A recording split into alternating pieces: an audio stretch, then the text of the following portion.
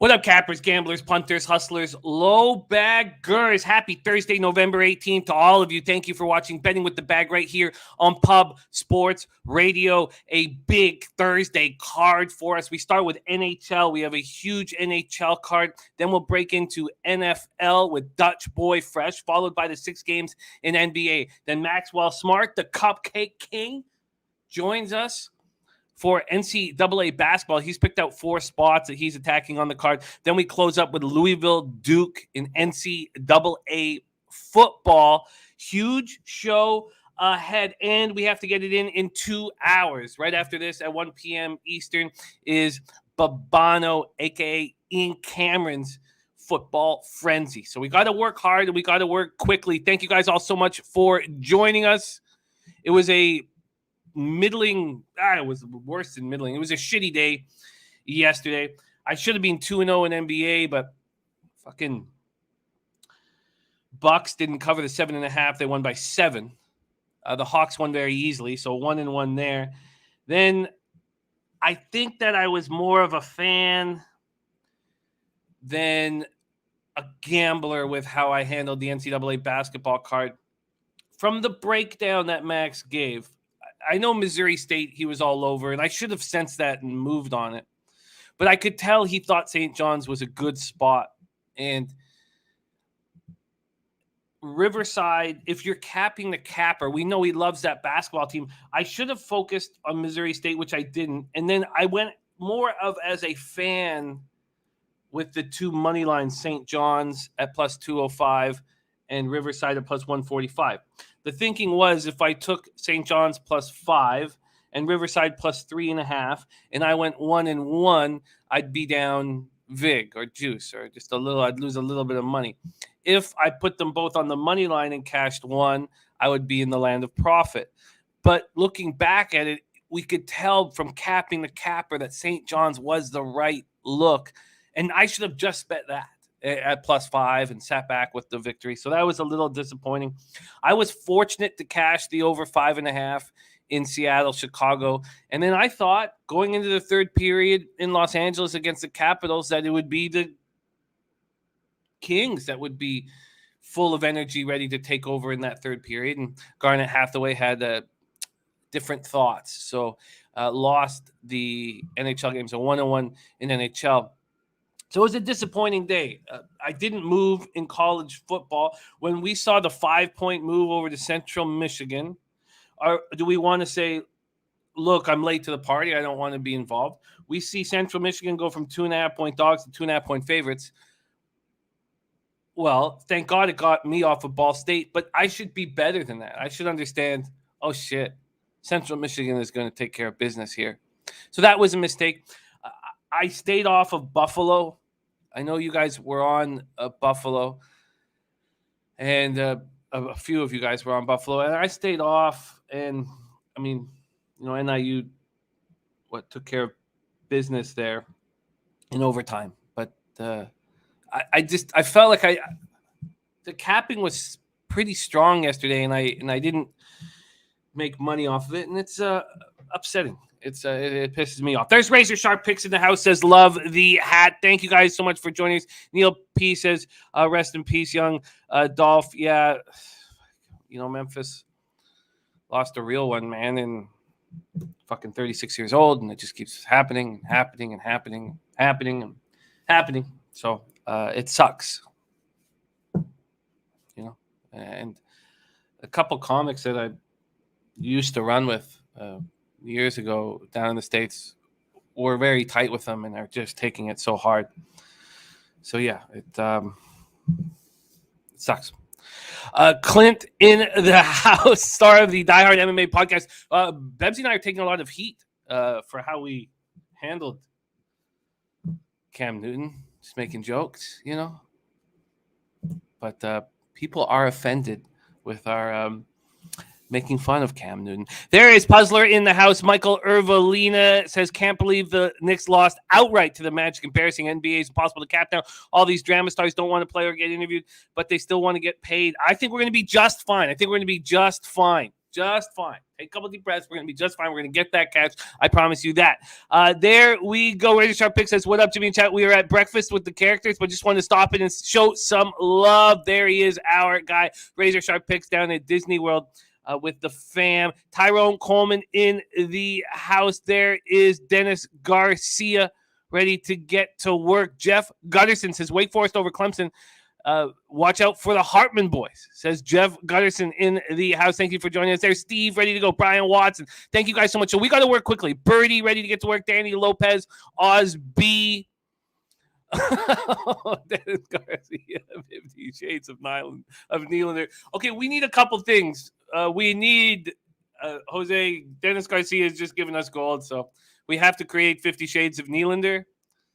So we have to do that when time sets itself up. Also, because of some excellence in handicapping in the chat, and this should have been going all along, but Birdie's move on the Coyotes on Tuesday night, and then our guy, and he's an OG low bagger. He's been with us from day one. He just works very hard, and he's not available for our live shows all the time. Brant Hunt jumped into our live show yesterday, and he lives an hour away from Charlotte. He watches this Hornets team very closely, and he came into the chat yesterday and he said, Wizards first quarter, first half, Hornets full game.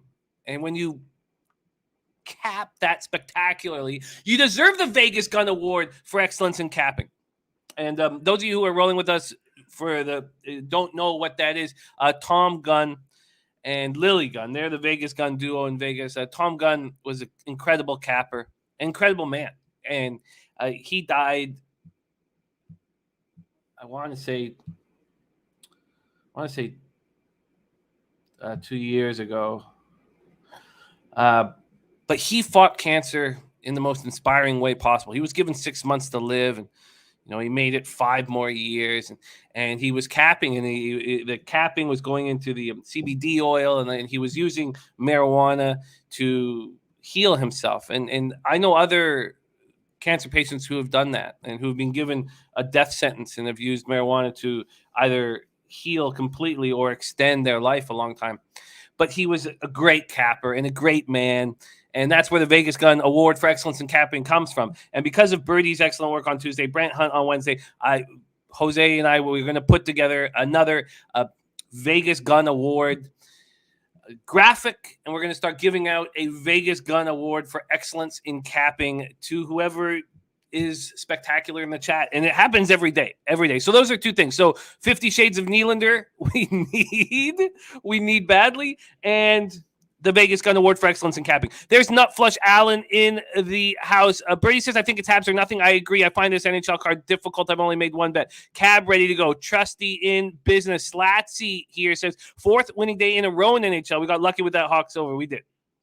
Let's keep rolling leans on Tampa and Columbus so far. It's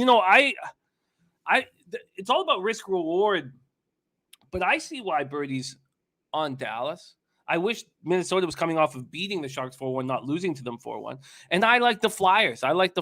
But we will see. Dennis Garcia says Montreal and Vancouver, 2 pathetic hockey teams. They certainly are. Okay, we got to get to work. Alex Johnson, Michael Irvalina, all you guys. Alex Johnson on UAB -2.5 tonight. We got St. John's +4.5.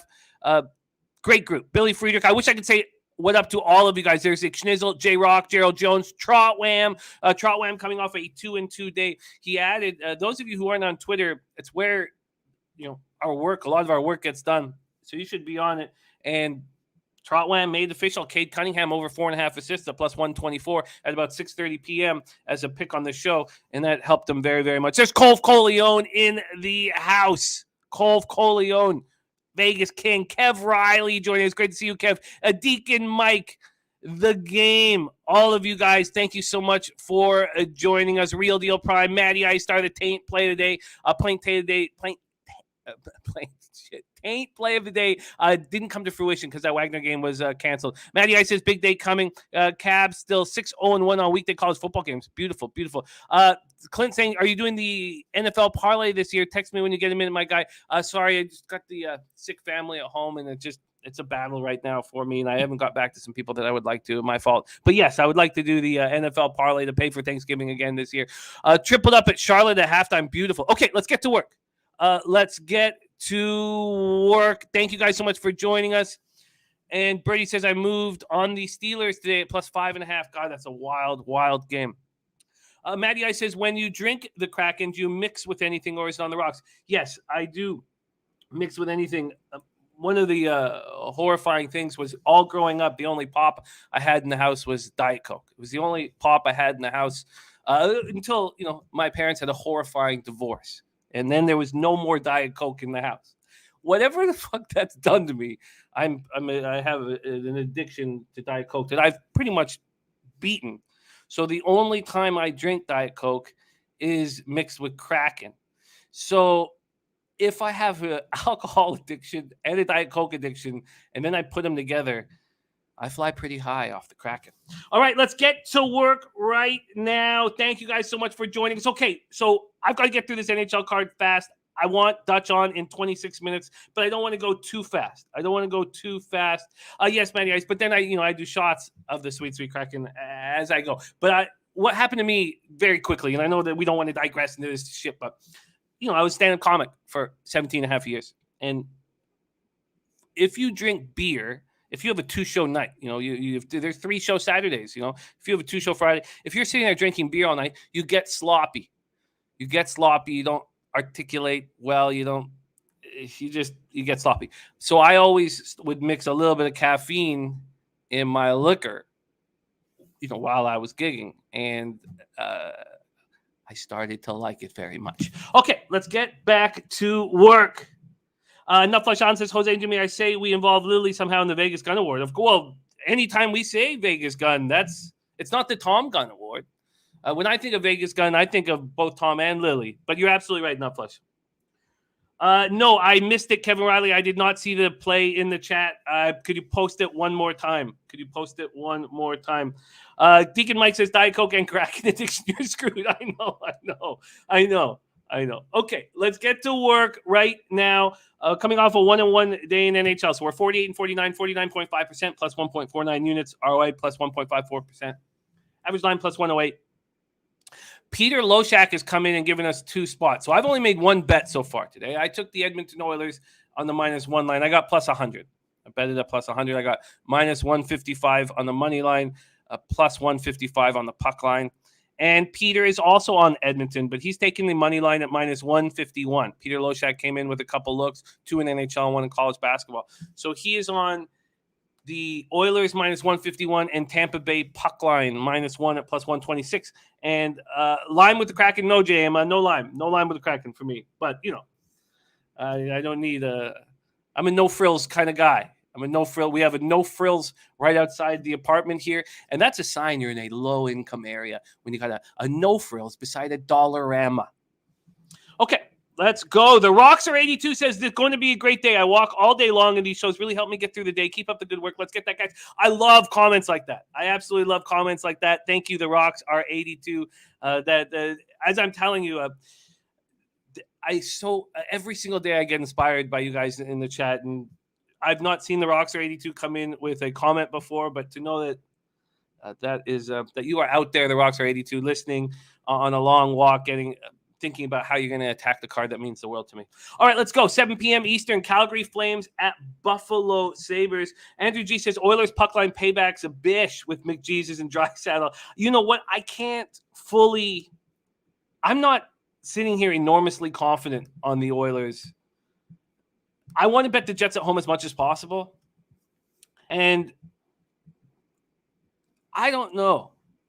Look, I bet it. But I'm not sitting here going, oh, the Oilers are going to hit the Jets back and that stuff. I hope so. I bet it. But I'm not enormously confident. And Kevin Riley says, get on this 2 p.m. Eastern, St. Bonnie's, -4. Said you left money on the table at South Florida, plus 23, over. And the overplay this one. So Kev Riley on St. Bonnie's. Also, for you guys thinking about the St. Bonnie's game, that's Max's first game on the card. So that'll be the first game we talk about when Max joins us. All right, Flames 8-3 and 5, 6-2 and 2 on the road. Sabres 7-6 and 2, 5-2 and 1 at home. KeyBank Center in Buffalo, New York. I have Jacob Markstrom. 5-3-4, 1.82 goals against average, 938 save percentage for shutouts against Dustin Tokarski. 3-3-2, 2.71 goals against average, 920 save percentage. When Tokarski finally made his debut in the NHL last year, he looked vulnerable, and he doesn't anymore. And he's probably got a future in the NHL now. And that shouldn't surprise us. He was Canada's goaltender in the World Junior. So he at that time in his career, he was the top he was our starting goaltender. So he was the most qualified goaltender under 20 in the country at one point. So it's not a surprise that he comes here. And Kev Riles has also take Louisville at -20, says it wins. There's Sammy B in the house. Real Deal Prime says money on the Sabres all year. Real Deal Prime has been on these Sabres from the beginning. Big shout out to Real Deal Prime. That was spectacular work by you. Sabres power play at 19.1%, penalty killing at 81.4%. Flames come in off their fourth loss in 5 games, 2-1 in overtime at Philadelphia on Tuesday night. So, look, this is a perfect spot for the Flames to bounce back. But when I looked at it and it was offered to me at -180 and the -1 line was still going to be, a -115 or so, I was like, that's not enough for me. That's not to take a road team here against. I think that we should just not fade Buffalo at this point. Joe Free in the house says, I love the show. Thank you for the kind words. I love that, Joe Free. And Mike Butler saying, blessed day, Jimmy, you and the family. I love this. Let's go. I feel good. We got good vibes here. Let's attack. So Brett Ritchie is still out of the lineup, but this is a healthy Flames squad. To think that this team is built around Elias Lindholm up front and Rasmus Andersson on defense is just wild to me. And that's why you need to cap NHL 365 days of the year, because it moves pretty quick. Johnny Goodrow, Johnny Hockey has 1 power play point this year. 1. It's just that I don't know what it's – and this power play is hitting at 22.5%. Like, if this power play was hitting at 8%, and you'd be like, oh, well, Johnny Hockey's got 1 power play. This power play is doing fine. It's Matthew Tkachuk and Elias Lindholm and Sean Monahan. It's crazy to me. Buffalo comes in off their second win in 3 games, 2-1 at Pittsburgh on Tuesday night. Rasmus Asplin's been very good, 10 points +4. Kyle Okposo, I thought he was done. I thought he was going to be cut. And look, he's still going. 4 goals, 5 assists. He's even in the plus-minus category. Victor Olofsson, they need back badly. He didn't practice again on Monday. He's got a soft tissue injury. It's saying that's taking longer to heal than initially anticipated. And Don Granato says he can do everything, but it affects his shooting. And he's a shooter. He's a power play specialist. So that's why he's out of the lineup. Casey Middlestad might be less than 2 weeks away from returning. They need him back. He's who I believe they will build around as a center iceman here for this team moving forward. All right, let's go over to the odds here. And I do not want the Sabres against an angry Flames team with Darryl Sutter as their head coach. So that's the first thing for me. I don't want to be involved there. And I don't want to fade Buffalo. I don't want to fade Buffalo. I just don't feel like that's a profitable situation.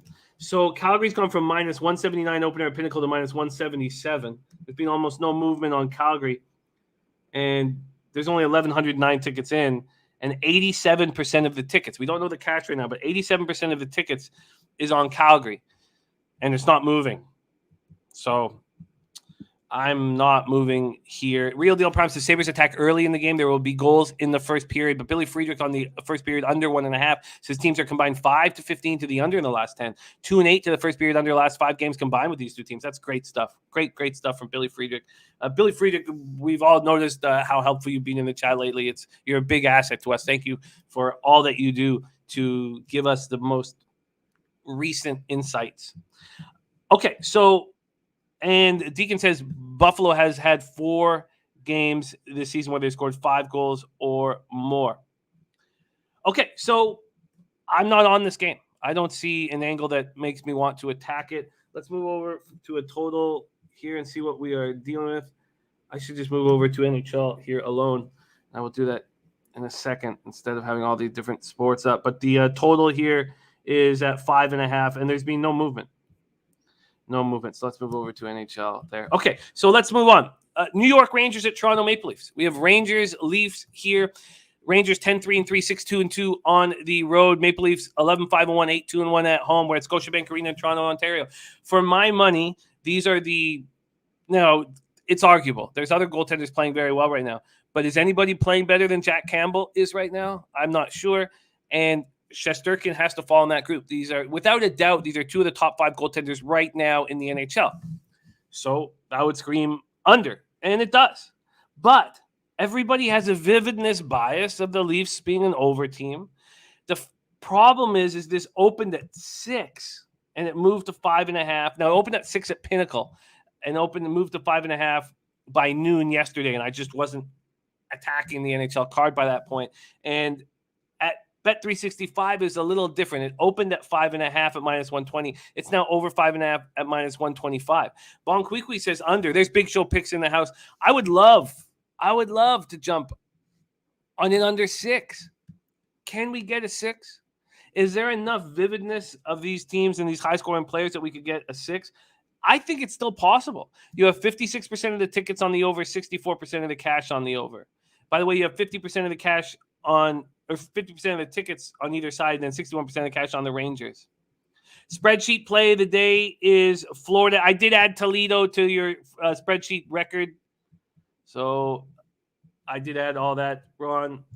So let's move the Florida game. Where is it here? Oh, it's next. So, it's not quite next, but it's coming soon. All right, I got to speed this up. We do not have time. Mike Butler says, Jimmy, if I get an early line, am I on the wrong side? No, it depends. It depends. So, Birdie, just quickly on this, Mike, in NHL, I always want to get in the night before. I believe if there's something that I expect or see, that a lot of cappers will as well. And the market will move on whatever side I bet. But that's because I'm most confident in NHL. So, no, I think you should trust your capping and believe that you are beating line moves. Now, if you have a certain expectation that there's a vividness bias or a recency bias involved, and you have information that says money's going to keep moving on one team and you want to bet the other team, well, then you have to be patient. You have to wait. Brady says, I bet the Rangers in under 5.5. The wrong team is favored. This line is because New York Rangers beat the Leafs. They will beat them again today. Rangers at this price versus an inferior team is an auto bet. Slatsy says this price is insane. It's Rangers or nothing. The Rangers, so that total is that. So I'm going to wait on the total. I'm going to see. If I have to take a 5.5 at plus 105, I'll do it. But it doesn't give you very much wiggle room. I mean, we saw it. Look, that Blackhawks Kraken game should have gone under. But it doesn't because, and these teams are the same. These teams have a better chance of scoring with the goalie pulled than the Kraken. And the Rangers, or the Leafs opened up at -176. They're now -171. Dennis Garcia says the Rangers are the play. JM says Rangers and under. Look, I hear you guys. And I do agree that there's probably enough risk-reward. But that 3-0 game the Leafs just played over Nashville was a thing of beauty. There's Tom and Tom Racing. Thank you for joining us, Tom. Says keep up, hitting them in the wallet. Well, I didn't do that yesterday, so I need to get that back today. We did have a nice day on a Tuesday, but let's go back to this here. And I did add 2 spots in NFL. And Deacon said that's why I bet the over 2.5 Blackhawks money. Yeah, Blackhawks are playing good hockey. Back to this though here. Both teams have won 4 straight and are healthy. Toronto's penalty killing's at 87.5%. The Rangers' penalty killing's under 80%, and Toronto's power play is very dangerous at 25%. I want the under. So I'm going to try to get on this under at some point. I'm holding out hope that the public might move this to the over, and we're already seeing that at Sports Insights, even though the Sharps here in the chat are not on it. Rangers are led by Adam Fox in the back end, Panarin, Kreider, and Zibanejad up front, and we talked about it, I believe, on Tuesday. When this team has Kakko and Alexis Lafreniere rolling, they're going to be the best team in the league. Will that happen this year? That's up for you to decide. If you think that Kaapo Kakko and Alexis Lafreniere are capable of being top 6 forwards this year and being like, putting up 4 points every 5 games type of thing, then you should bet the Rangers' future. I don't know if they are. The Leafs are led by Nylander, Tavares, Mitch Marner, and Austin Matthews. Not enough people are talking about Alexander Kerfoot quietly having a strong season, 11 points, leading the team in plus-minus at +6. All right, let's move on. Pittsburgh Penguins at Montreal Canadiens. Penguins 5-6-4, 1-2-2 on the road. Montreal Canadiens 4-12-2, 3-5-1 at home. Bell Center in Montreal, Quebec. Crosby is going to step up in La Belle Province, and it's keeping me off backing Montreal, even though I think Montreal is probably the player. Montreal opens up at plus 120. They're now plus 133. It's an angry Pittsburgh squad. They lose 6-1 to Washington with Crosby's first game back. Second game back, they lose 2-1 at home to the Sabres. I mean, both teams are coming off 3 straight losses. Pittsburgh's power play is at 10%.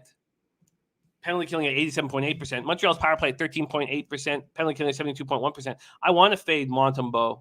And I think Montembeault's the problem here. The Montembeault's the reason why you probably can't bet.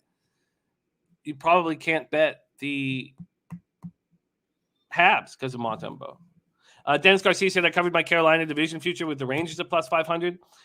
You know, honestly, Dennis, and I know you don't want to have 3 spots for your division, but are the Islanders at 10-1 right now? Is that worth $50 or $40 to have them covered? Oh, and Dennis Trusty. So Dennis Trusty with information here. Joe Free does St. Bonnie's roll big today. That's the first game that Max is going to talk about. Battle Scar. We have a horse racing look here from Dennis Trusty. Dennis Trusty, what time does that race go off? Oh, and Caden Primo confirmed. He did look better than I expected. Okay, that's a big deal. That's a big deal. Caden Primo confirmed. That is a big deal. Thank you for sharing that with us, Slatsy. So, but Joe, we've already heard from Kev Riley, who loves them. So, but we're going to get to that game. I promise you that. Okay, so now that we know that Caden Primo is going to be good or better than Sam Montembeault, do we take the Montreal Canadiens? The problem is the Pittsburgh's a very angry squad. So I'm not going to move on it. And that might be a common theme here for me in this card. You look, on that Tuesday card, I had 9 bets. It's not that I don't want to fire away. It's just that I need to make money. Let's move on to Devils, Florida Panthers, Florida Live Arena in Sunrise, Florida. We have the Panthers, who I truly believe will be vulnerable at times this year. Opening up at minus 200, now minus 190. A 5-cent move from plus 174 to plus 169 for the Devils. A 10-cent move away from the Panthers. That makes sense to you. And then we have the total in this game sitting at 6, being a 1-cent move to the under. When we go to the cash flow in this spot, 1,223 tickets in, 16% of the tickets on New Jersey, 20% of the cash, 65% tickets are on the over. We don't know what the cash flow is at this point. And Joe Free saying Pitt's an angry squad right now. And Slatsy says Barkov, such a big loss. Let's move over to this Florida spot here. So Barkov, by the way, God, he's been so good this year. So good. 9 goals, 8 assists. And it's not that. I mean, that's so important. But he's a plus 11. God, he's a monster. So he's week to week with a lower body injury. So I guess you're going to have to move Sam Bennett onto the opening line. Yes, it is. Hoops, 590. Yes, it is. Okay. Dommy Guns locked in Calgary first period minus a half at plus 150. That's a great way of doing it. Top Shelf says Panthers minus 1.5 for no bet. I very, very much disagree. But I do think that a team will step up in their first opportunity without their star player. But I'm not high on this, nearly as high on this Panthers team as everybody else is. So 3:44 Eastern, thank you. Barkov is such a huge, huge piece to this puzzle, and I wonder if they're vulnerable even here. Ron Crawford's spreadsheet play today is on the Florida Panthers. God, I wonder if they're vulnerable here. I almost think that we are getting enough risk-reward opportunity to bet the Devils.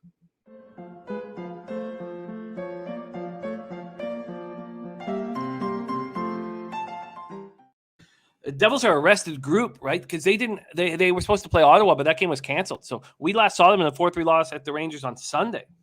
Hughes remains out. Has anybody been watching Dawson Mercer? 2020 first-round pick, 18th overall. The guy looks excellent. He looks tough out there. I know he's only 6 feet, 180 pounds, but man, out of Drummondville and Chicoutimi.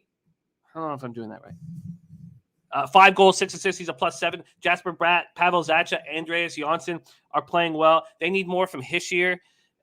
And I think that the Devils are vulnerable here. I think the Devils are vulnerable. Or sorry, the Panthers are vulnerable here. I think that they're vulnerable here. I think we're getting enough risk reward to take the Devils. A rested group going to come firing at them. Blackwood playing well. All right, Devils are on my card. Devils are on my card. Billy Friedrich says Spencer Knight confirmed in goal for Florida. Devils are on my card. We move on to 7 p.m. Eastern. Tampa Bay Lightning 8-3-3, 4-1-1 on the road. I mean, they're going to be on my card. I'm going to bet them. They're not on my card right now. Philadelphia Flyers 8-4-2, 4-2-1 at home. Wells Fargo Center in Philadelphia, Pennsylvania. Andrei Vasilevsky 7-2-3, 2.20 goals against average, 924 save percentage, and Carter Hart 5-3-2, 2.19 goals against average, 935 save percentage with one shutout. Tampa Bay's power play just at 19.1%. I mean, Kucherov is a big piece of that power play. 85.1% penalty killing. Philadelphia power play at 15.6%, 83.3% penalty killing. Jose, could you send Dutch a message saying push Dutch back 10 minutes. So it was supposed to be on 11:40. Could you tell him to push him back to 11:50? 11:50. And could you also push Max back from 12:25 to 12:30? Thank you, my man. Okay, so back to this spot for the Flyers after opening their 3-game homestand with a 2-1 loss to Carolina. This is Lightning spot here. The Lightning beat the Panthers 3-2, and then the Islanders on Monday night 4-1. They're playing well. They're playing well. But the Flyers bounced back from their 5-2 loss at Dallas by beating the Flames 2-1 on Tuesday night. And I just wish I could get a little bit more risk reward here. If I could just get a little bit more. I'm surprised that this Flyers line is not moving. Opening, I believe it opened. I've only seen it at plus 110. So this total went from 6 to 5.5, and we go over to the money line here, and we have opening at plus 114, sitting at plus 110. Tampa Bay is always going to be a public spot. 70% of the tickets are on them. I think the Flyers win this game. I wish Ryan Ellis was on the ice. All right, I guess I had to say all this shit out loud. I'm going to be on the Philadelphia Flyers. I'm adding the Flyers to my card. All right, so we move on from this spot. Brady says I have Flames money line tied in a few parlays. I get it. Puzzler took New Jersey to score first at plus 120. All right, let's move on to the Sharks Blues. We've been watching. Look, I made a very public statement over the last week that I don't think the Blues are as good as people make them out to be. And that's probably not that fair of a statement because they're playing without Torrey Krug, who's just an absolute Corsi darling. And it's possible he could be coming back very soon. Let's just see if he's coming back now. Let's just pull up Torrey here. Let's pull up Torrey Krug and the St. Louis Blues. Is there a chance? Yeah, he's back. So did he play? Did he actually play in that loss to Arizona? Could somebody check that up? Billy Friedrich says O'Reilly's still working back into shape too. Could somebody check out if Krug was back in the lineup? We're at Enterprise Center in St. Louis, Missouri. James Reimer, 4-2-1, 1.71 goals against average, 943 save percentage. He's being very good. He's one of those goalies that you don't want to play 50 games, but whenever he plays 35 games or so, and he doesn't, the starting goaltender doesn't get injured and force him to be a number one, he does quite a nice job. Kev Riley says New Jersey is a losing play. Okay, Kev. All right. The Blues are coming in on the 4th straight loss. 3-2 at home to lowly Arizona. And that was such a spectacular group. Listed as expected in RotoWire. Thank you, Puzzler.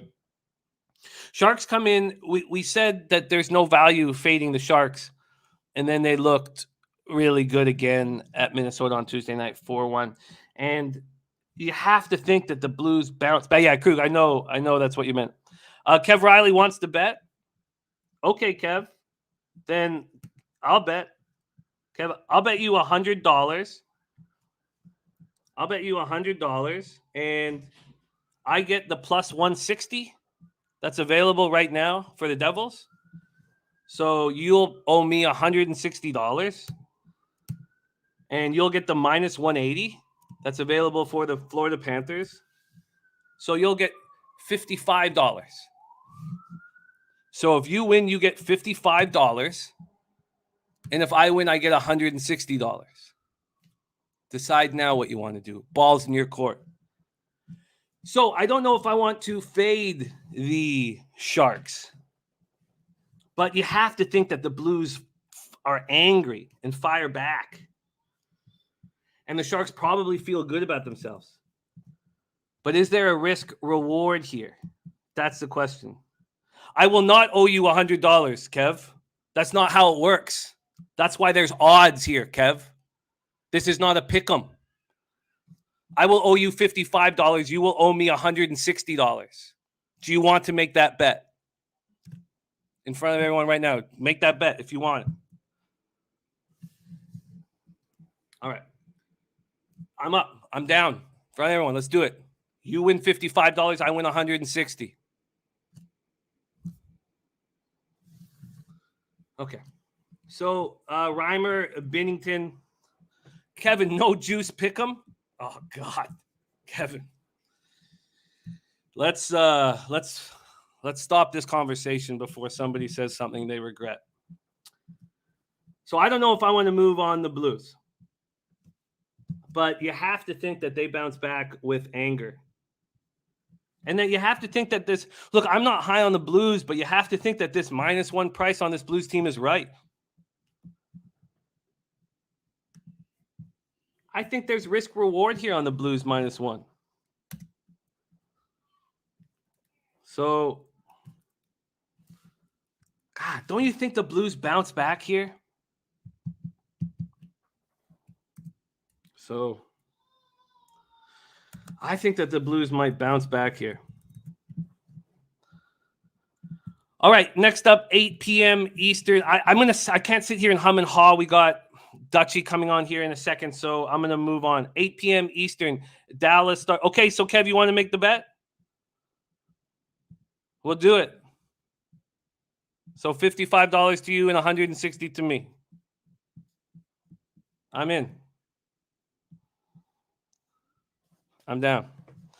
Birdie says Sharks are the better team today. Okay, so that's confirmed. We are. That's a bet. So I will happily send you $55 when the Panthers win, and you'll have to send me $160 if they lose. Okay. Okay, so let's go back to work here. I got to keep moving. But we're on. You're on. Dennis Garcia says, I'm waiting for Dallas to make that imaginary run Jimmy keeps telling me about so I can propose a side bet. Well, they won the last 2 games by scores of 5-2 over the Flyers and the Red Wings. And now we'll see, because we have Birdie on Dallas and we have this Dallas Birdie believing that this over is in play too, because Dallas is playing that type of hockey. I like both looks. I just fear that the Wild coming in off that 4-1 loss at home to the Sharks on Tuesday will hurt their offensive prowess. But Dommy Gun, they beat the Flyers 5-2 before that. Look, they're going to go on a roll. Mark my words, they are going to go on a roll. Dallas Stars are going to be a very, very tough out in the NHL, and they're going to be easily a playoff team and maybe a tough, dominant one at that. Okay, Stars, Wild. Deacon Mike said betting the over 5.5 in Dallas, Minnesota. You know, we just cashed on the Dallas overs. I don't think I did actually on Philly, but the Dallas over Detroit. I don't know if I want to go back to the well here. Jake Odinger, 933 save percentage. He looked pretty good. Cam Talbot, 8-4, 2.91 goals against average, 902 save percentage. Dallas power play, 28.6% power play, 73.3% penalty killing. Cab says, speaking of Dallas, I hope you and Jose are making plans to come here for a game soon. You know that's what I want to do. I want to do that badly. Minnesota, 17.4% power play, 78.9% penalty killing. I agree that there's likely to be goals here. The problem is that Dean Evison is going to be livid with how the Wild played at home against the Sharks. And I think that they're going to be very tight defensively. And look, Kaprizov is not going off. It almost feels like if you like the over, then you have to bet the Dallas Stars. So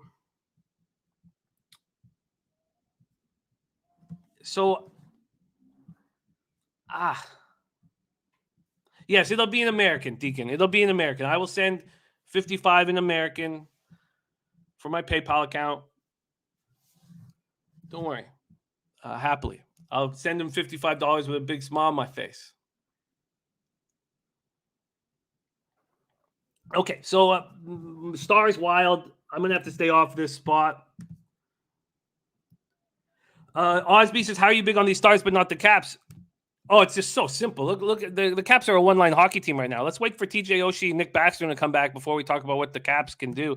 Look, the Caps are a professional group, and they're a good hockey team. I just think that they're way overvalued with their roster right now. That's all. And I think the Stars are enormous. If the Stars played the Capitals in the series right now, the Stars would win very comfortably in that series. But that's easy to say. You take Oshie and Backstrom off the Capitals. Look, they're not the same team. Okay, so going back to this here, Stars Wild. I don't want to mess with an angry Wild team. I think it just comes down to that. So, and I don't want to bet against the Stars, so I'm off. We move on to Winnipeg Jets and Edmonton Oilers. This is the only bet I've already placed. I'm on the Oilers -1 at +100. That's a +155 puck line, a -155 money line. We're in Rogers Place, Edmonton, Alberta. Hellebuck versus Costin. Winnipeg's power play at 23.8. Their penalty killing at 64.3%. Edmonton has to attack that penalty killing. Edmonton's power play at 42.6%. They just met in Winnipeg 2 nights ago. We were on the over. We cashed it. We were on the Jets, and we cashed it too. It was the end of a 5-game road trip for the Oilers, and I don't like backing a team on the first game back of a road trip, but it wasn't that successful a road trip. They opened it with a loss to the Red Wings. They closed it up with a loss to the Jets. They also fit in a loss to the Sabres. Or did they win that game 3-2? I think they lost that game. All I know is I was on the over and it didn't cash. And now I'm just flooded with memories. But with all that being said, I'm very comfortable with the Oilers bouncing back. I think that I'm getting a fine price here. Let's see if it's moved at all. It is same as I would have gotten a little bit better. It's -155 on the money line. The -1.5 is at +160. So there. I'm on the Oilers. That's not. We got to move on to NFL here in a second. So Raymond Reichart in the house. Great to see you, Raymond. Next up, 9 p.m. Eastern. Columbus Blue Jackets 8-5, 2-2 on the road at Arizona Coyotes 2-13-1, 1-4, 1-4-0 at home at Gila River Arena in Glendale, Arizona. Elvis Merzlikins has come. Oh, I've got Velmelka's stats there for Elvis Merzlikins stats. But we know what Merzlikins has done this year. He's been very good. Columbus's power play at 19.4%, penalty killing at 81.6%. Arizona's power play at 16.7%, penalty killing at 67.3%. It is possible that this easy run of fading the Coyotes is over. It is possible that now at this point in the year, we are, 16 games into their season, and they've only played 5 of them at home, that the market now understands they've been getting killed in all these games the Coyotes are playing and aren't going to give us huge prices. I mean, the Blue Jackets are -155 on the road. They've only played 4 games on the road so far. Slatsy says Jackets 5-0 in last 5 in Arizona. Dennis Garcia says Blue Jackets overs have been fun recently. So I don't know. Jackets snapped their 2-game losing streak with a 5-3 win at home over the Red Wings. Coyotes snapped their 3-game losing streak with a 3-2 win at the Blues. I really don't want to be involved in this game. There's 70% of the money line tickets are on the Blue Jackets. And then Billy Friedrichs on Columbus puck line here. Look, I get it. I can understand. I mean, they have a much better roster. But I hear you, Bertie. But we can't. On Thursdays, we can't. We only have a 2-hour show. We can't spend an hour of it on NHL and then have the other sports squeezed into an hour. So with all this being said, I just don't feel like this is the right time to fade Arizona. And I don't want Columbus on the road. And Arizona finally feels good about themselves. I digress. Let's move on to the next spot on the board. 10 p.m. Eastern, Detroit Red Wings 8-8-2, 3-6-0 on the road at Las Vegas. Golden Knights 9-7-0, 5-4-0 at home. We're at T-Mobile Arena in Las Vegas, Nevada. Grice going up against Lehner. This game is an absolute COVID mess. Just an absolute mess. And Vegas is at minus 165. You have to find out exactly what's going on here with the COVID issues for Vegas. But it's bad. Marchessault is just being added to it.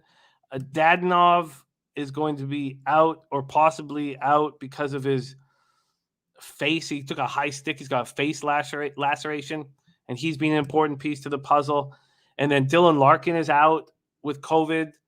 So you have both teams dealing with a ton of COVID, and it makes it extremely difficult to cap because you already have Alec Martinez, Wild, Bill Carlson, Nolan Patrick, Max Pacioretty, Zach Whitecloud out. Then you have Shea Theodore out, Marchessault, and Michael Amadio with COVID. Like, at this point, I guess you have to bet the Red Wings. But even then, is Dylan Larkin going to be the only guy on the COVID list?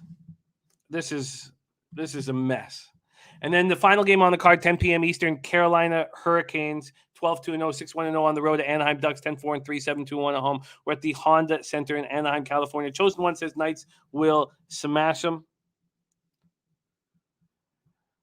Okay, Birdie, I hear you. And, I apologize that it is this way that it upsets you. Frederick Anderson going up against John Gibson. Frederick Anderson 9-2-0, 1.78 goals against average, 938 save percentage, 1 shutout. Gibson 9-2-2, 2.33 goals against average, 925 save percentage. Anaheim's power plays at 27.8%. They're just rolling right now. With Troy Terry playing the way he is and Trevor Zegras looking spectacular.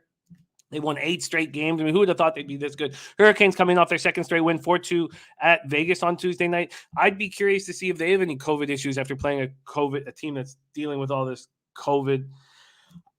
Carolina power play 24.5%, penalty kill 86.7%.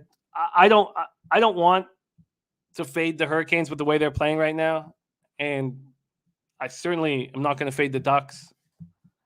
So that ends up being a stay-off game. Deacon Mike betting the over 5.5. This isn't the Ducks team that we remember. This isn't a team that's fully going to unders anymore. All right, let's review the action here. Cheshire Cat saying still pissed about Jack Hughes being out. It sucks. He's such a spectacular young hockey player, and this could be an issue that he has year in and year out with his shoulder. So I would like to get under in the Rangers Leafs, but I'm wondering if the public's going to bet the over because these teams, you have a vividness bias of them scoring. Then I'm going to move on the Devils, and I'm going to move on the Flyers. So I'm adding the Devils money line and adding the Flyers money line, and I'm already on the Oilers. That is my NHL card right now, and we move on. We have to have a tight 2-hour show here today. There's Mr. Gokster in the house. Would love to hear Mr. Gokster's NHL card. We move on to NFL and the Thursday Nighter, and every Thursday, our special guest is the freshest in the business.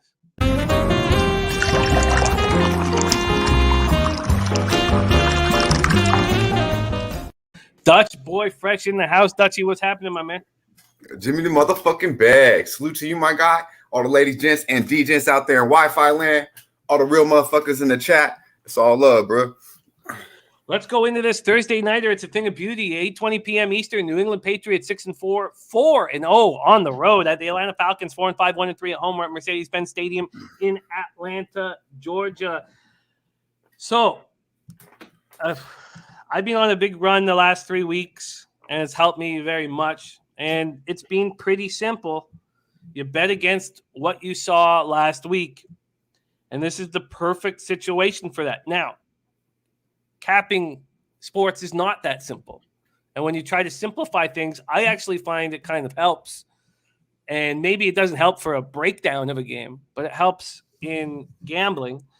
I moved on the Falcons at +7, and I know it's a tricky spot. What do you want to do on a Thursday? You want to fade the rookie coach in Arthur Smith, but you have the veteran quarterback. You have a rookie quarterback on the other side. probably want to fade a rookie quarterback on a Thursday night, but then you have the veteran coach in Belichick. You can't get the 7s anymore. Actually, you can at Bodog, but there's 6.5s everywhere else. And when we go over to the cash flow in this game, we have 15,497 tickets in, 27% of the tickets and 37% of the cash on the Falcons.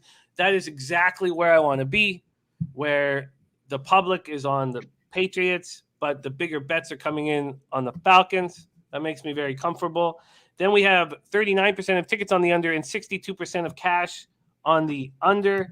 This under is open at 47.5, is now at 47. Let's hand it over to Dutch Boy Fresh. And look at Stop Capping, got Patriots 4.5 last week. Great job. Sunny Spring says not betting against the hoodie. Slatsy says who is scoring for the Falcons. We'll go into player props and who we think can succeed in this game. Let's hand the floor over to our Dutch Boy Fresh. Patriots, Falcons, Thursday Night Football. Take it away. Yeah, Jim. Coming on the show, I want to have a ton of plays for you. And I do on this NBA card, to be honest with you. But, I'm not going to force anything here on the NFL. It's a tough game to me. A lot of love for Atlanta. I could see it with the touchdown. I don't think the Patriots lose this game, but I don't know if I could. I guess off of recency bias, what we've seen last week, Patriots being on such a high, you touched on it. The Falcons just getting that ass whooped, by Dallas. I guess you could, say, okay, everyone's on the Patriots. Let's look Falcons here. And I do like that touchdown a little bit, but I mean, the Falcons are 1-3 ATS at home. They got one fucking victory at the house on the season. I mean, you look at who they beat. They did have that impressive victory against the Saints, with Simeon coming off that big victory. I think they found him in a nice spot. Plus, we know they always play him well. But they haven't really beat anybody, Jim, besides that. I believe they beat the Giants and the Jets. I don't know. It's a tough game for me, to be honest with you, but I really think the only way is a backdoor cover here for Atlanta. The Pats 3-1 ATS on the road. 4-0 ATS in their last 4. And this defense has been playing lights out. They've been giving up 12.5 points per game the last 4, Jim. 17 on the season. I like this secondary a lot. They touched on who's going to score. Someone in the chat mentioned who's going to score for Atlanta. I mean, Ridley's gone. I mean, they don't have much out there, to be quite honest with you. They can't run the ball. They average 86 fucking yards per game. I just see this. I just see the Pats being a clear better team here, better coach, obviously, in Belichick. If you got the 7, I'm not mad at it, but I think maybe teasing the Patriots is probably the best play here overall. And I do like the under, and I was thinking maybe under team total on the Atlanta. I believe it's at 19-20, but I'm just not going to force anything here, Jim. Just mainly leans for me, my guy. Yeah, and Thursday nights are not a spot to force things. Curb stomp play of days on the Falcons +7. And also no Cordell Patterson. He's a big question mark. I was looking to, maybe focus on him a little bit. He's been quiet the past couple games. Had a span there where he scored 6 touchdowns in 3 games, but he hadn't scored the last couple. And then now he's questionable, hasn't really practiced too much with the ankle. So I don't see it from Atlanta weapon-wise. Well, obviously Belichick's going to take Kyle Pitts out of the game. And that's right. What Belichick does is he takes the top weapon of the opposing team out, and that's what's going to happen here. So you're going to need Zacchaeus to step up. It looks like Wayne Gallman is the RB1. They're tired of watching Mike Davis do nothing. I loved everything that Matt Ryan said after the game last week, and watching the public move all over the Patriots and seeing the market. Now I know that it did open at Pinnacle at, what did it open at? It's open at 7.5. So it opens at 7.5 at Pinnacle, and it's not a real 7.5. It was right. The 7.5 they opened up was -7.5 at +110, and the +7.5 at -130. So it basically opened at a 7, and there's all this money on the Patriots, and it moves to 6.5. Puzzler says line 6.5 now -115 at Bet365. So it's possible that enough public money comes in and moves it to 7, but I just feel like what have we seen in the last little while on these Thursday nights, on these short weeks, is that the home team has a bigger advantage than regular. Maybe not against Bill Belichick, But if the Falcons had played decent against the Cowboys, this would have been a 4.5 or a 4. I just felt like there was too much. I was getting too much of an advantage with the home team coming off such a bad week before that I couldn't help myself. I felt like I had to move on the Falcons +7, and that ideology has been just working over the last 3 weeks. Will it keep working? I mean, that's anybody's idea. I mean, you had a great read too on the game last week. You actually got me off Atlanta first half with the Cowboys. You said that the 10. On the high, everyone's going to be betting. Everyone's going to take Atlanta, and went down to 8, and everyone I know damn near was on Atlanta. But yeah, I saved some money by listening to your breakdown. It was spot on. I mean, fucking Dallas smashed their ass. Yeah, and I talked about that game with Alex Pavone, and it was a spot where, and this is the problem probably with NFL, is that you don't need to cap some of these situations. The market is dictating so much that it's almost where you have to study the market and not the game. And that's so messed up. Mm-hmm. But that's what it's become over the last few weeks.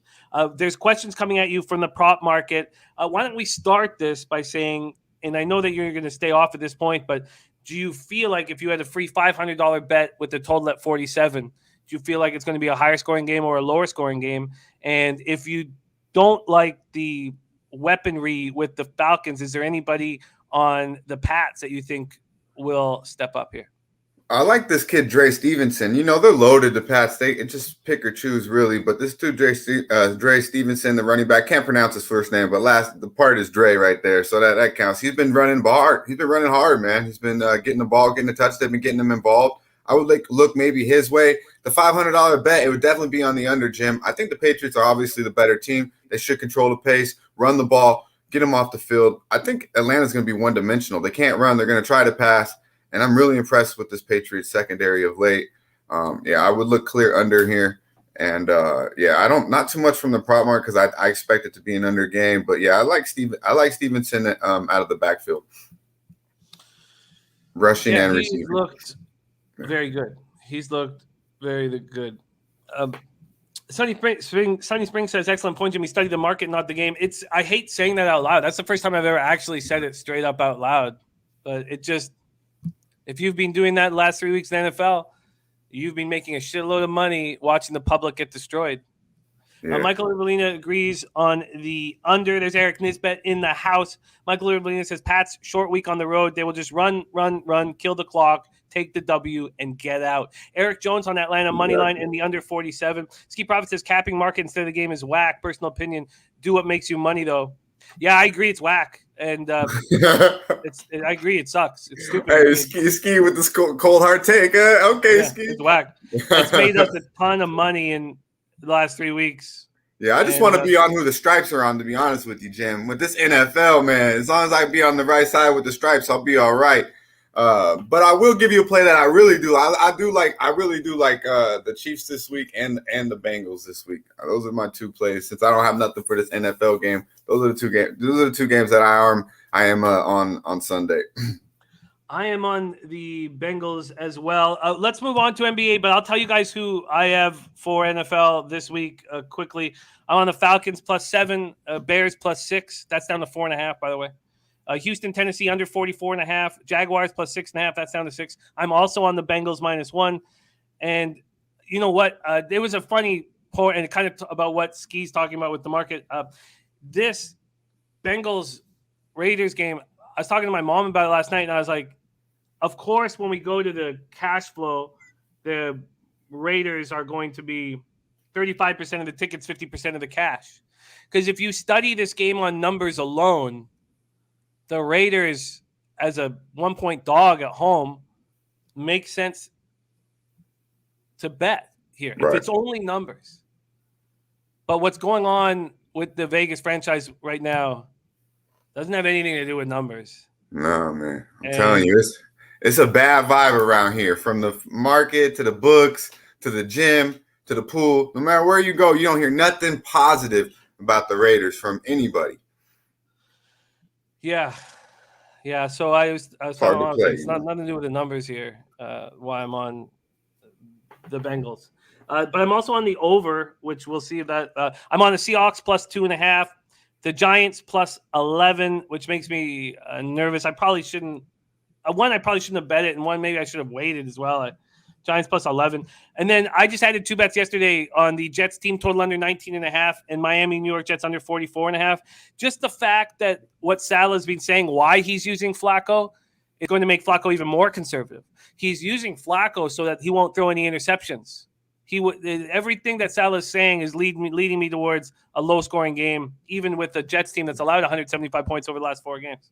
Yeah, I'll probably just get sacked 5+ times.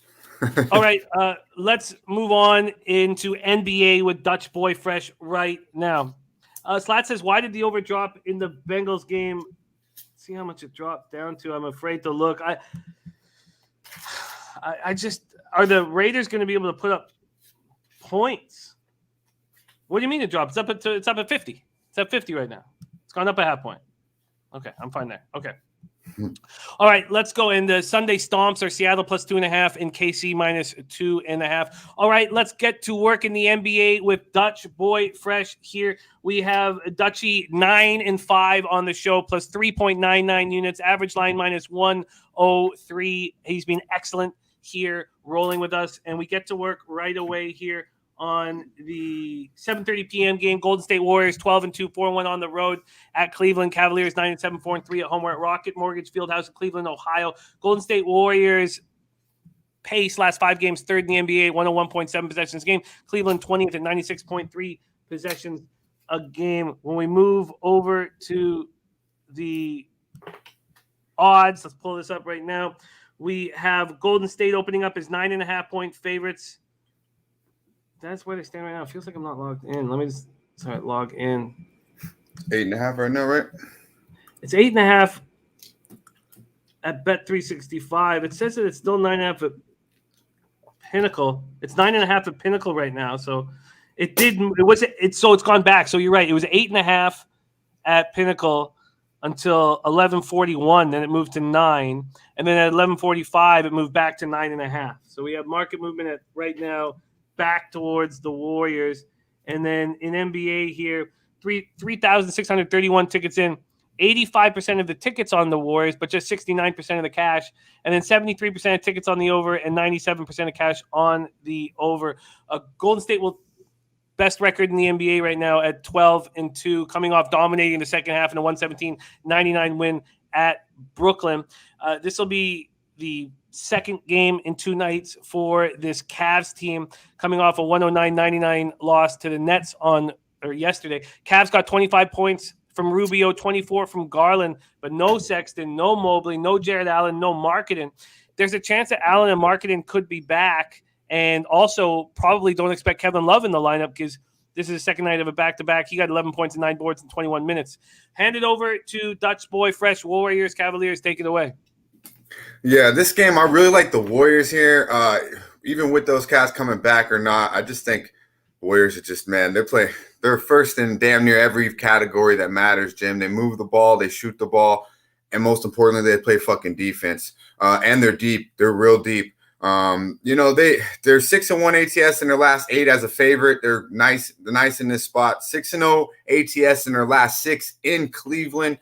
And this Cleveland team, man, they're not the same Cleveland team right now. Markin could come back. Allen could come back. I don't believe they'll be, we know how coming back kind of affects the role a little bit, but also I don't know if they'll just be 100%, especially Markin right away. But Young Bull being out, big, man. Mobley, that dude was playing lights out, was definitely in the, right up there for Rookie of the Year. It's just big pieces missing, man. You got these Warriors. I honestly think the second unit could probably run these boys out the gym. 8.5 seems like a lot. But I believe it's easy money here, Jim. Now, the only thing that did worry me a little bit is Curry was questionable. I think the line going up is showing that he will play. They do have Detroit on deck tomorrow. So I look for these boys to get it over with by mid-third quarter, be up by, 17-18.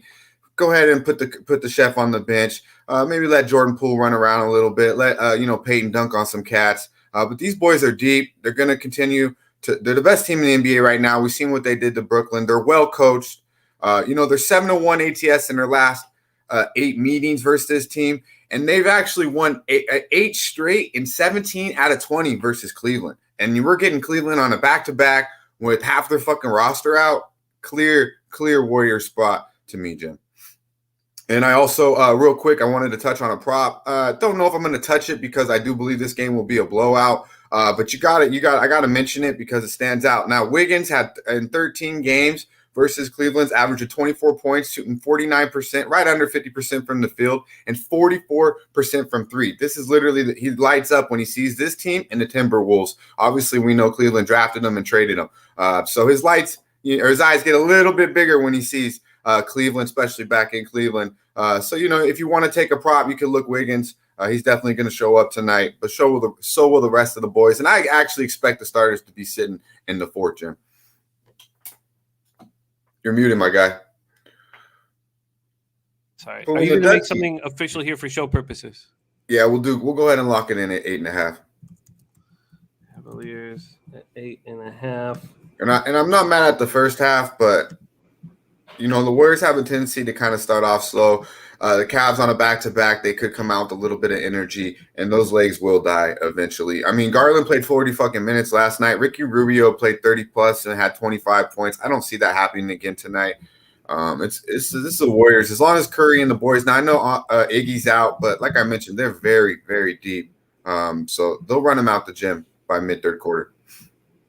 Warriors minus 8.5 locked in for you. Yes, sir.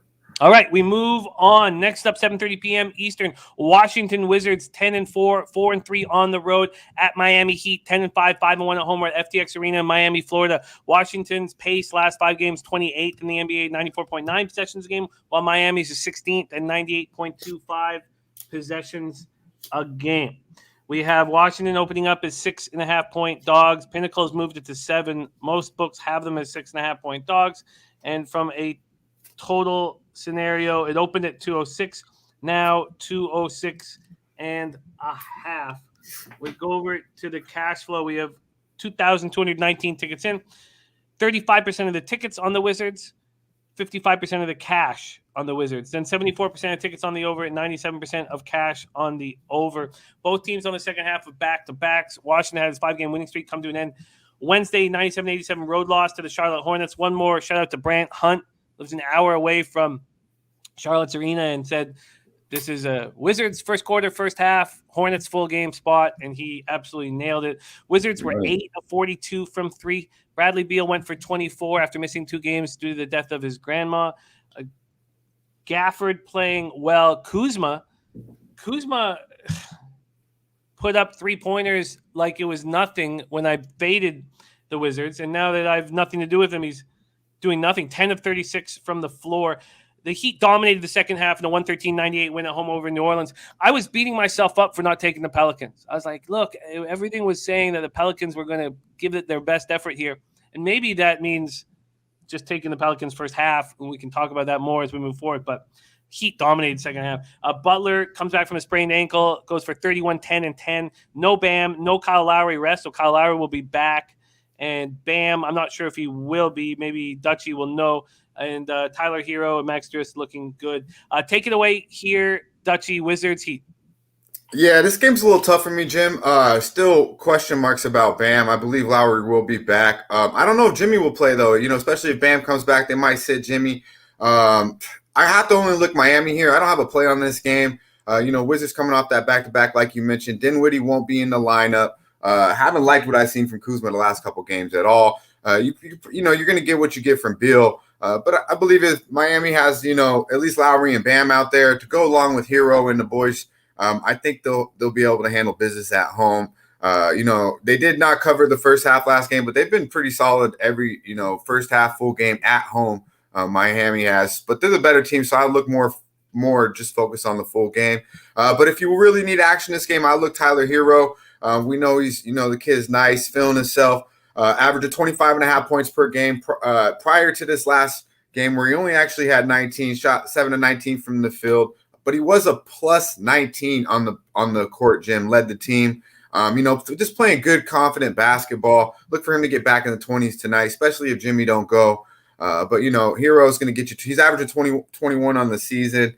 I just think the kid's just an automatic scorer. When he gets on the court, he's got the green light. and he gonna continue to shoot and score. I like the breakdown. I get backing Hero. By the way, I'm not going to take the Blues with File, Husso, and net. I'm not going to back the Blues. I need Binnington in net, so cutting the Blues from a possible addition to my NHL card. So cutting them. That leaves me with just the Flyers and the Devils at plus money spots here. All right, let's continue rolling. Real quick, Jim, no action on these first two games from you, my guy? I don't know. I'm trying to keep things pretty simple here. Yesterday we had that huge card, and I only took the Hawks -4 and the Bucks -7.5. And I don't know. I just want to be fully on board with something, and I'm just slowing everything down in NBA until I get right at this point. So no, nothing. I guess if I had if of these first two games, I think with Kyle Lowry coming back and all these, are we certain that Bam is back? I see him questionable. So questionable. So I think he'll play because they seem like they kind of just rested him for the back-to-back because he's been questionable an awful lot and has been playing. So I would look for him to play. So if you do like Miami, probably now would be the time. But then again, also Jimmy could be a scratch. He played a lot, played tough last night. So I guess the first thought here is that the Wizards early can come out and hit a few buckets and feel good about themselves after shooting so poorly. And with the continual change in roster for the Heat, I don't know how they could necessarily develop the right rhythm at this point. And we saw that last night.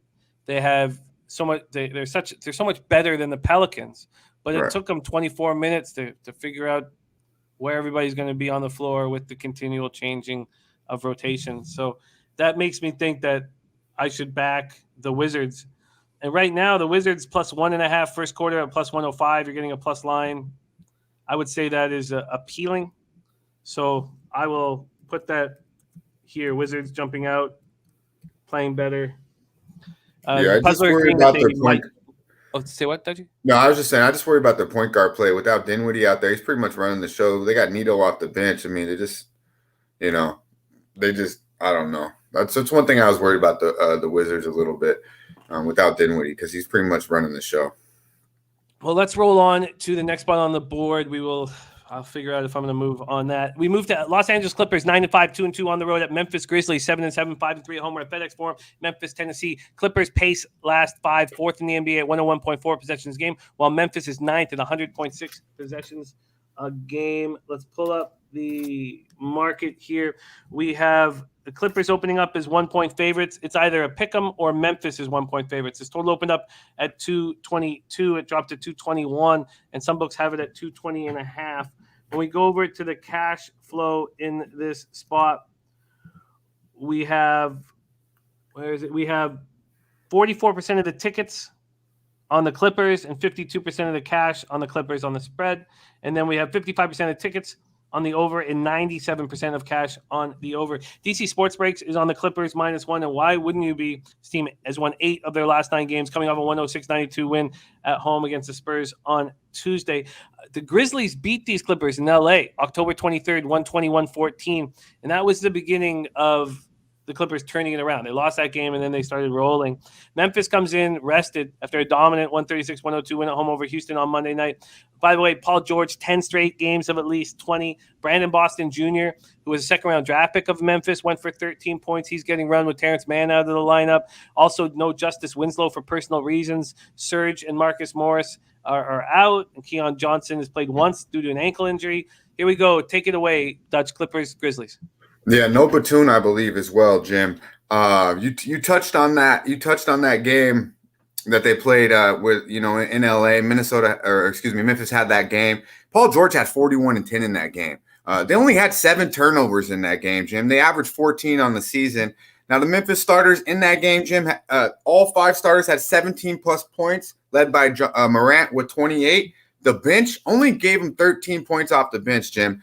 Now, the last 4 home games, that the Grizzlies had, the bench is giving them 45 points per game. I look for that to continue tonight, and I like the Memphis Grizzlies. I got them at plus 1.5, with the best number you can give me now. I took the 1.5 because, I like the 1.5 over even money was what they're offering in my book. So I just think Grizzlies are going to get them tonight. I think, they got Brooks back in the lineup. Bane's playing solid. Jared Jackson's playing good ball. Adam should be in there to, bang around Zubac a little bit. And I just think they're going to beat the Clippers at home. Even if Paul George went for 41-10 and they lost on their home court.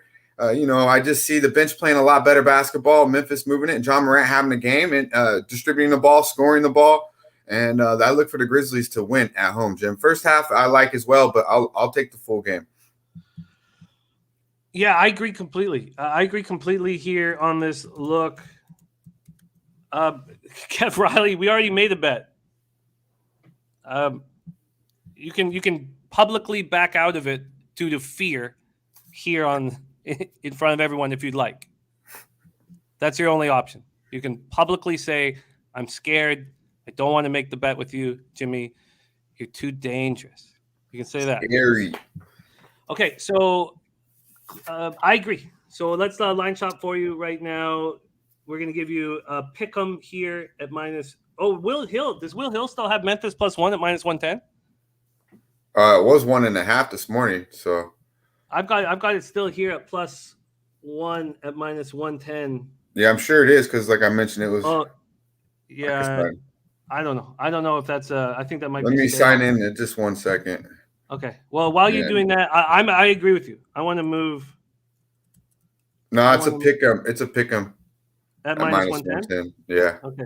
That's the best I've found so far for. That's fine. I agree with this look. I'm going to roll. I like the Grizzlies here. They're going to win at home. I'm going to roll with this. Okay, let's move on. 8 p.m. Eastern. San Antonio Spurs 4-10, 2-6 on the road at Minnesota Timberwolves 5-9, 3-6 at home. We're at Target Center in Minneapolis, Minnesota. Spurs first in pace over the last 5 games, 101.80 possessions a game. Minnesota 12th at 100 possessions a game. We move over to this. Spurs opening up as 2-point dogs. That's where they stand right now. When we go over to the total, we have it opening up at 222.5 and dropping all the way down to 219. It's at 219 right now. Going over to the cash, we have 2,471 tickets in. 79% of the tickets are on the Wolves, 85% of the cash, 31% of tickets on the over, 81% of cash on the over. This might be a nice spot to go against what everybody just saw in that Timberwolves Kings game, but we'll talk about it. Spurs were last seen in a 106-92 loss at the Clippers on Tuesday night. DeJounte Murray has led the Spurs 18.9 points, 8.1 assists, and Keldon Johnson 15.6 points per game.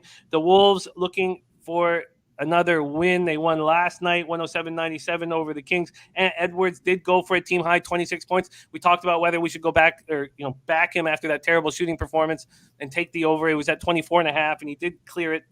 Barely 26. Cat goes for 22. Let's hear what Dutch has to say. Spurs, Wolves, take it away. Yeah, Edwards came up big in that fourth quarter. He was actually struggling, just started stroking it from 3, shooting all over the place. He kind of found his rhythm. Maybe he might take that over into tonight. This is a tough game, Jim. It's a tough game. I know there's a lot of San Antonio love here, and it's hard to go, to back the Wolves, to be honest with you. It's hard to have your money on these guys. But if I did have to make a play here, I had nothing official yet, but I mean, I'd have to look Minnesota here, even off a back-to-back. Spurs just haven't been the same team without the big poet down there in the middle. Spurs are 1-4 ATS and straight up in their last 5, Jim. 0-4 ATS last 4 on the road. And they're actually 0-5 ATS in their last 5 meetings versus the Minnesota Timberwolves. On the other side, the Wolves 5-1 ATS in their last 5 meetings at home versus this team. So not only do they play well against the Spurs, they handle their business at the house. I think this might be a Minnesota spot here. Get Towns off inside. You tell me. I mean, these boys are real small on San Antonio. I think Towns will have his way. Edwards should be able to penetrate to the hole. I don't like that. I mean, obviously it's nice when those shots fall. He found his jumper towards the end there and able to cash on the points over there with Edwards. But he needs to be a little more aggressive. Go to the hole. He's a big, strong boy, and nobody on San Antonio is going to stop him. They can't protect that paint. They got Russell there, can find his way. I would look for Minnesota to handle business here. On San Antonio's side, Murray's been killing the points, rebounds, and assists prop. If you look that way, I'm sure you'll probably cash. But yeah, from a side perspective, Jim, I'd have to look Minnesota or nothing here, boss. Don't we think that the Spurs and Pop will try to run and move at a very fast pace? They're already first in pace over the last 5 games, and you have this tired Minnesota team. Do you think that the fact that this is being bet to the under is purely based on the Spurs' low-scoring game against the Clippers, the Minnesota Timberwolves' low-scoring game against Sacramento Kings, and this market just studying what has happened recently with the recency bias? And then wouldn't the Spurs be able to take advantage of a tired Minnesota team in the fourth quarter? I agree that Minnesota has more skill than San Antonio, but this is you're probably right. Maybe look Minnesota maybe first half a little bit more. Maybe that might be a play. You're right. I do believe the Spurs are deep. They run, and they run. So they'll probably continue to do that. I do think if you want to look props with Vassell, he can stroke it too, points or threes. That's where I would look for San Antonio, either Vassell or Murray, and then I would look Towns. Towns and probably I look Minnesota. You might be right, Jim, looking early. I just don't like what I see from the Spurs. I think Minnesota, honestly, it's hard to say this, but I think they're probably a better team than the Spurs right now. I think you were right. But Towns has his moments. You're right. Poker I just wonder. I think the Spurs in the over may make my card here. Schnizzle agreeing with Minnesota first half, but probably staying off the game. Eric Jones liking the over 219. All right, let's move on to. We have 2 games left. So 2 games left. See if we can get this done tight. We have college basketball up next, and then college football. Right. We have to have the show done by 1 p.m. Eastern. 9 p.m. Eastern, Philadelphia 76ers at Denver Nuggets. 76ers 8-7, 4-3 on the road. We're at Ball Arena in Denver, Colorado. Philly's pace, last 5, 18th in the NBA, 97 possessions a game, while Denver is 30th at 92.70 possessions a game. We go into the market. We have Denver opening up as 8-point favorites. They're now 7.5-point favorites. This total's gone from 209 to 209.5. And then we go over to the cash flow. We have 4,035 tickets in, 35% of the tickets, 44% of cash on the Sixers, 63% of tickets on the over, just 21% of cash on the over. So money coming in on the under, and we've seen it go up a half point. Interesting. All right, Dutchie, Simmons not with the team. You have Philly starting out winning 8 of 10, and then Embiid's missed the last 5 games. They've lost all of them, and they're in the middle of a 6-game road trip. They're coming off getting destroyed by 35 by the Jazz. They have no Matisse Thybulle either. He's out with health and safety. Danny Green out with a hamstring injury. And Denver is a team that's hurting. No Michael Porter, Will Barton, both dealing with back injuries. And as we know, Jamal Murray out. And Porter, by the way, out for the foreseeable future. Take it away here, Dutch. Sixers Nuggets. Yeah, Denver's a little banged up right now, but not as bad as Philly, my guy. And right now, Philly's the Philly Fade, bro. They're 0-5 ATS in their last 5. Not playing good basketball. You touched on people coming in and out of the lineup. Who's going to be in? Who's going to be out? They're actually they're getting out rebounded. They can't protect the paint. I like the Nugs here. I know without no Michael Porter Jr., but I just think their bench didn't play well. They're playing really good basketball of late. I know they slipped up against Dallas. They did handle business first half, like I mentioned, but they did give it away second half against Luka and the boys. But they're 4-0 ATS in their last 5 at the house, 4-1 ATS in their last 5 overall. And I just believe this is going to come down to the Denver Nuggets bench. First of all, obviously, Philly missing their boys has a lot to do with this being on the road. I just think it's, not a good spot for Philly overall in the altitude. Those legs will get tired, and they just don't have the horses at this time. But the bench for Denver will show up. Now, they only had 16 points against Dallas, but the prior 5 home games, which they were winning, handling business at home, Jim, they averaged 38.5 points per game off that bench. So Bone Highs, Jeff Green, Campazzo, all these cats, you name it, they come in, they play good at the house. That's what will happen tonight. And by the third or fourth quarter, it's going to happen again. Philly going to get blown the fuck out. It'll be mile high. Denver easily going to cover this -7.5. I was going to also take the first half, 4.5, but I'll stay off. Maybe Denver starts off a little slow. They'll find their stroke. They'll find it at home. This bench will show up tonight, score 30+, and Denver will win by double digits. The ROI fading a team that loses by 30+ points. I haven't made a bet against now in like 3 years or so, 4 years, I believe. As soon as I started tracking everything very tightly, I saw that it just doesn't work. So that's enough just to keep me off. But I completely understand the look on the Nuggets. What about Sixers team total? 101.5. I mean, they're going to hit 100. They're going to hit the century mark. Uh, you know, I don't know, Jim. I've been really staying off these totals of late, to be honest with you. I just think Denver, they're too much. If you had to ask me, I would say yeah, because Denver plays slow basketball. They should be able to lock them down. Not as much offense, not as much offense from Philly. Who do they got? They got Tobias Harris, Curry, and Korsmas. What I have been liking is Maxey, to be honest with you. And I bricked on this the other night because it'll blow out by 16. And I did. That's probably why I did stay off the first half, Jim.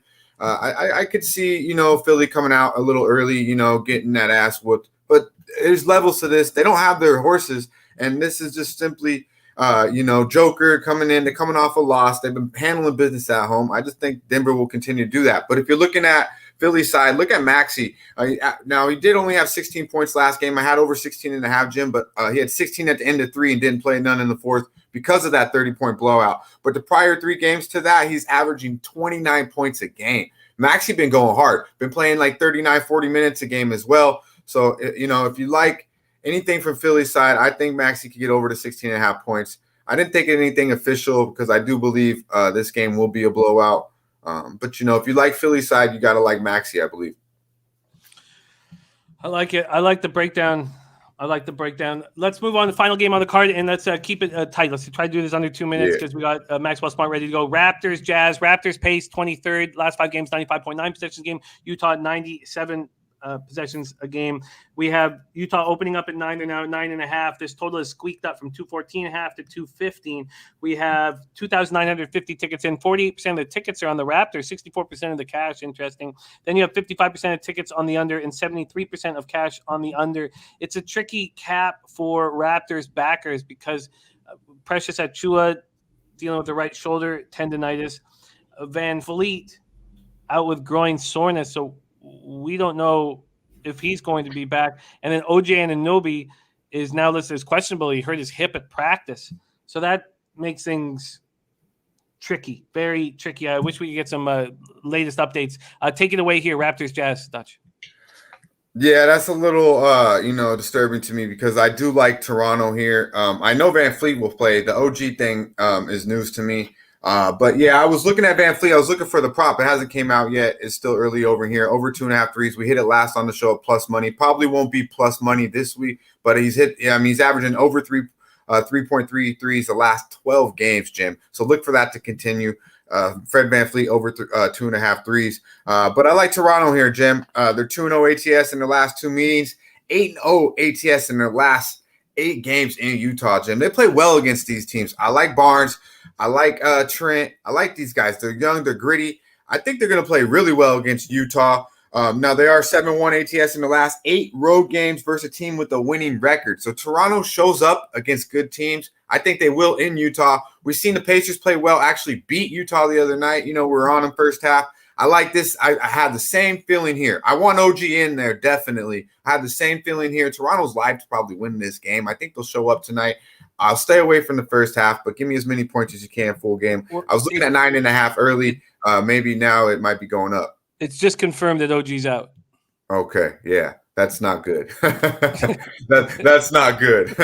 I didn't see that. I'll have to touch on this. I'll tweet out if I do lock it in. Let me go back to the board with this because I really like Toronto. Fred VanVleet had 30 against them last game. They just play good against Utah. They really do. It's a good matchup. But without OG, he's been playing really good ball of late too. Let me look a little more into it. But Fred VanVleet will be on my card. Out indefinitely. Damn. Yeah, that's not good. He's been playing good ball. In a hip injury in practice, what the fuck, man? You can't touch that dude like that. There you go, the NBA card from Dutch Boy Fresh. You can catch him Monday to Friday at 4 p.m. Eastern on our NBA Pub Hub show. He's on the Warriors minus 8.5 at minus 110. He's on the Memphis at a pick'em. Memphis Grizzlies pick'em minus 110. I'm going to jump in on that. And then he's on the Nuggets minus 7.5. For me, I'm looking at the Sixers team total under 101.5, Spurs money line and the over, and I'm going to add that Memphis pick'em with me as well. And then in football, at this point, he's staying off the Thursday nighter. Beautiful, beautiful work. Dutch Boy Fresh in the house. Thank you so much for joining us. Follow him on Twitter at Dutch Boy Fresh. Go get it, my man. Any last words for these great cappers in the chat? Yeah, I'm going to hit the prop market a little bit harder, so I'll tweet out whatever I am. Be sure to tune into the show. And y'all motherfuckers hit the like button. Hit the like button like we about to hit these motherfuckers straight over the head. Y'all stay fresh. There he is, Dutch Boy Fresh.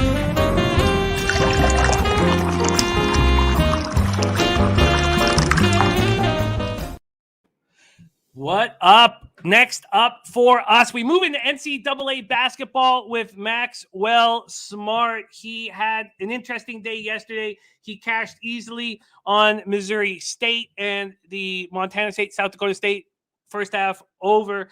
And then the Missouri State, Sam Houston State over, first half over, it didn't go through. And then the 3+ lines, that St. John's plus line was 205, was so close. And UC Davis looked good at points as well, but didn't come through for us. And we are in the process of making a Maxwell Smart intro video in the works. For your next guest, the Cupcake King, please welcome to the show, Maxwell Smart. Maxie, how are you? Jim, obviously coming on to the show, trying to give some really nice, exciting plays that I'm on. Didn't work out that well. And regardless, I'm here. I'm happy. I've had some apple juice. I've had a cupcake. I got some daytime college basketball on, and I'm sweating unders. So I'm ready to rock out like Sharpie rocks out with a 350-pound BBW. Let's harpoon some bets. Let's harpoon some bets. So the record up there is from yesterday. That's where it was yesterday, 17-13 plus 2.58 units. Right now, our guy Maxwell Smart still in the black, 19-17, hitting at 52.8% plus 0.5 units ROI plus 1.39%, average line minus 104. Black Thor King says, my guy Maximilian, aka the Cupcake King. Let's get to work right now, and we got a beauty on Max's card to get this show off, and it starts in an hour and 26 minutes. 2 p.m. Eastern. The Shriners Children Charleston Classic, number 2 ranked St. Bonaventure, 2-0 versus Boise State, 1-1. We're in TD Arena in Charleston, South Carolina. Let's start with the market here. Let me just move over. Sorry about that. Oh God. Okay, I'm having a problem here. It's going to take me a second to get it up. Let's move over to the cash flow in this spot. Even that isn't up yet. Okay, so it's going to take me a little time to help with the market. But in the meantime, Bonnies have opened up the season with a 75-47 home win over Siena as 19-point favorites, followed by a 69-60 home win over Canisius on Sunday as 20.5-point favorites. Boise State opened the season with an easy 76-56 home win over Utah Valley as 14.5-point favorites before a 58-50 loss at UC Irvine as 2-point favorites. Max, take it away. St. Bonnie, Boise State. Yeah, for the purpose of having a short amount of time, I'll break it down like this. We don't think that Oshuni is going to play today, so that is going to put Abdul Kareem Koulibaly right in the spotlight because he's going to have to do what he can on the glass. He's going to have to be able to score the basketball, and so far he's done both of those things. I think that with the Bonnies, they do have a little bit of revenge on the mind against this Boise State team because when Dom Welsh and Jaron Holmes and Kyle Lofton were freshmen, they did play this team and lose when they were quite injury riddled, and I believe even Oshuni was on the bench for that game.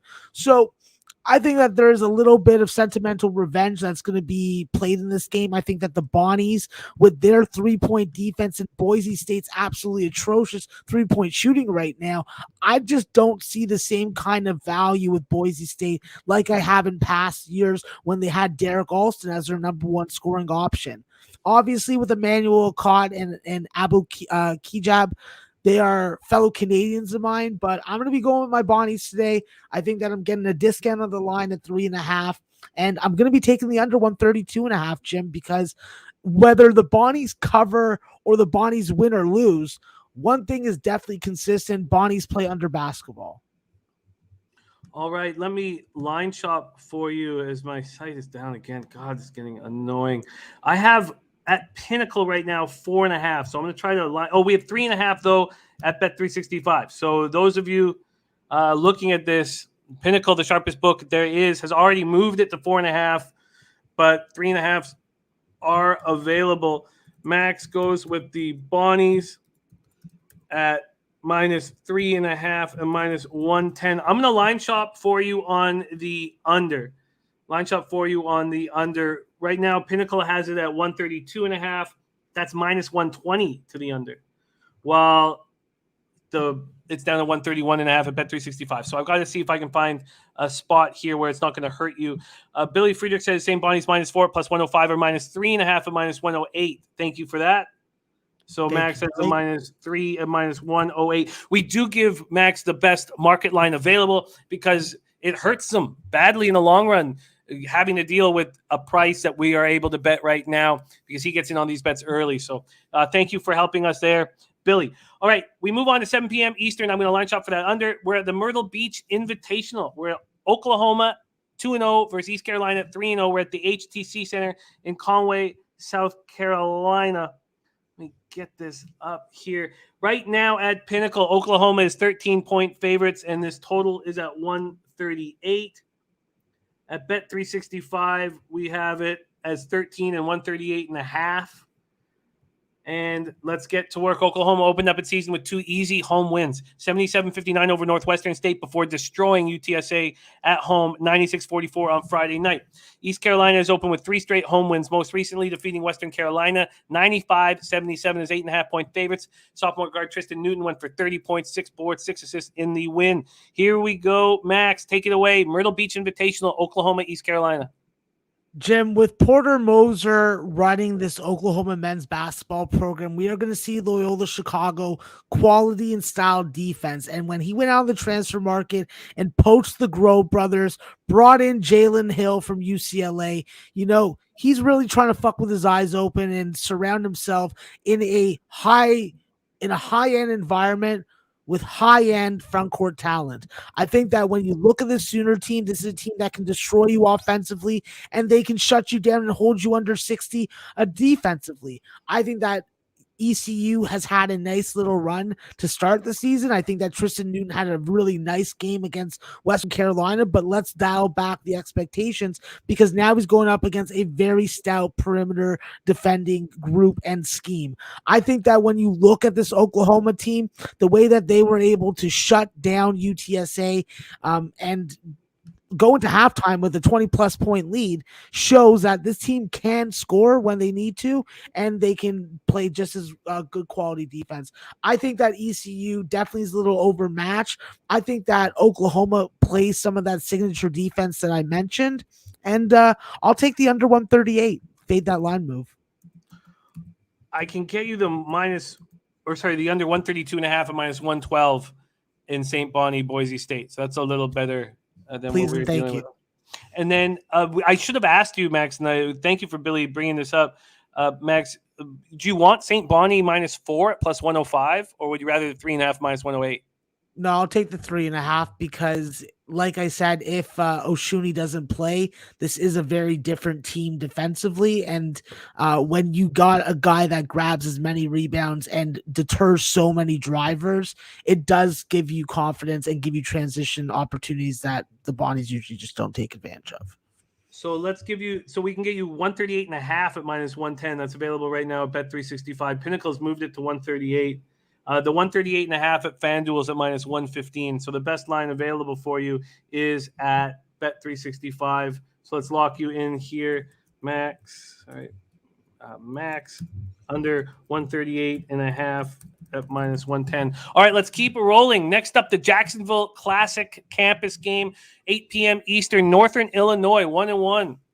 Both games on the road. This is our third road game at Mizzou. 1-1. Both games they played this year have been at home. Let's get this up here. Here we go. At Pinnacle right now, Northern Illinois, 14.5-point dogs at -107. And the total is sitting at 138. Total is sitting at 138. Great call, Kent Davies. Beautiful, beautiful call. Came on the show. Gabe Garcia over Reed yesterday. I believe it was, yesterday. Great call, Ken. Thank you for working together to defeat the juice. Exactly what we want to do here, and you're a big part of it. Real Deal Prime says Missouri kills Wow. Mizzou Arena, Columbia, Missouri. After opening the season with a surprise 71-64 win at Washington, NIU went into Indiana on Friday and got destroyed. 85-49 as 25-point dogs. They were down 27-20 at the half. Mizzou opened up its season with a 78-68 win over Central Michigan before a shot. And we saw what DePaul did to Central Michigan afterwards. DePaul just destroyed them. Before a shocking home loss on Monday to the Kansas City Roos as 11.5-point favorites. What the hell do you do with Missouri as 14.5-point favorites here? Take it away, Max. Yeah, I think that with Missouri, losing Jerron Coleman and possibly not having him for this game with an ankle injury is definitely going to hurt Missouri.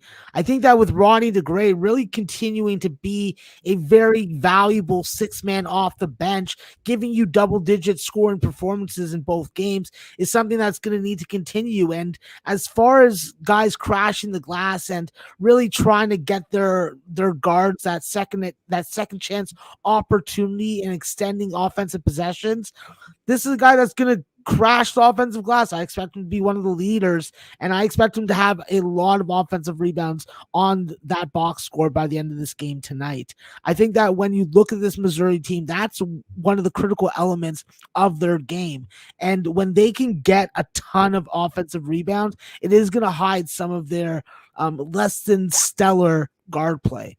But if Kobe Brown comes to play, I think that you definitely get a really nice Mizzou rebound spot. I think that when you look at it, you want to look at first half side with Missouri.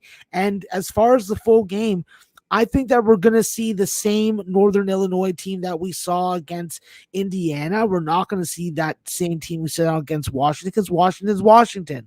But if there's value to me, there's value on the under. I think that this game could be somewhere in the 132.5, 133 range. And at 138.5, it's just a number that pops out at me. All right, let's see what we can get you. So is the under the only spot, or did you want to add Mizzou first half? I'll add Mizzou first half as well.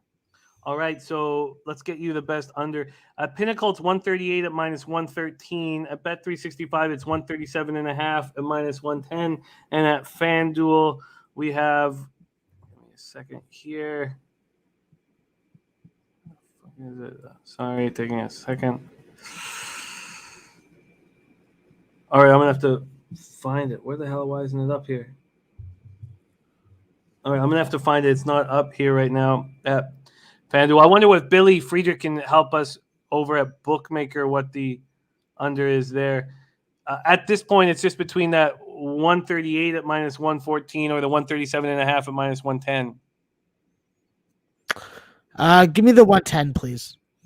Okay, I'm going to keep line shopping. I'm going to go to open up a couple other books. Under 137.5 at minus 110 for Max in NIU Missouri. The last game on Max's card here, part of the Gavitt tip-off, Rutgers 3-0, all home games, going on the road for the first time at DePaul, Wintrust Arena, Chicago, Illinois.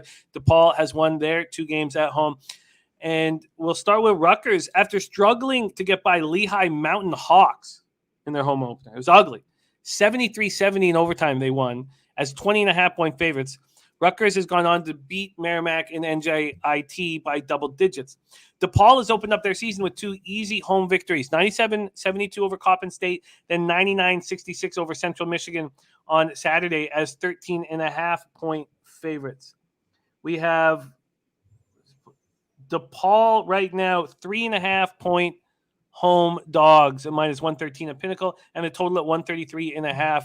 Take it away, Max. We're in Wintrust Arena for Rutgers DePaul. I think that with this Rutgers DePaul game, you got to remember that DePaul is still DePaul.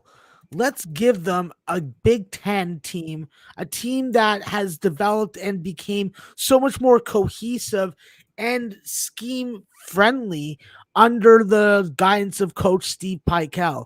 I think when you look at this early season cupcake list that Rutgers has had to go through, even though they haven't done a good job of covering numbers, they're playing teams that really force them to drive to the rim. They're facing teams that zoned up on them all the time, so they had to take a lot of threes. So they're playing a bunch of different unique styles, and they're still trying to figure out what their best rotation is, because Guys like what's his name? I think it's Jaden Jones.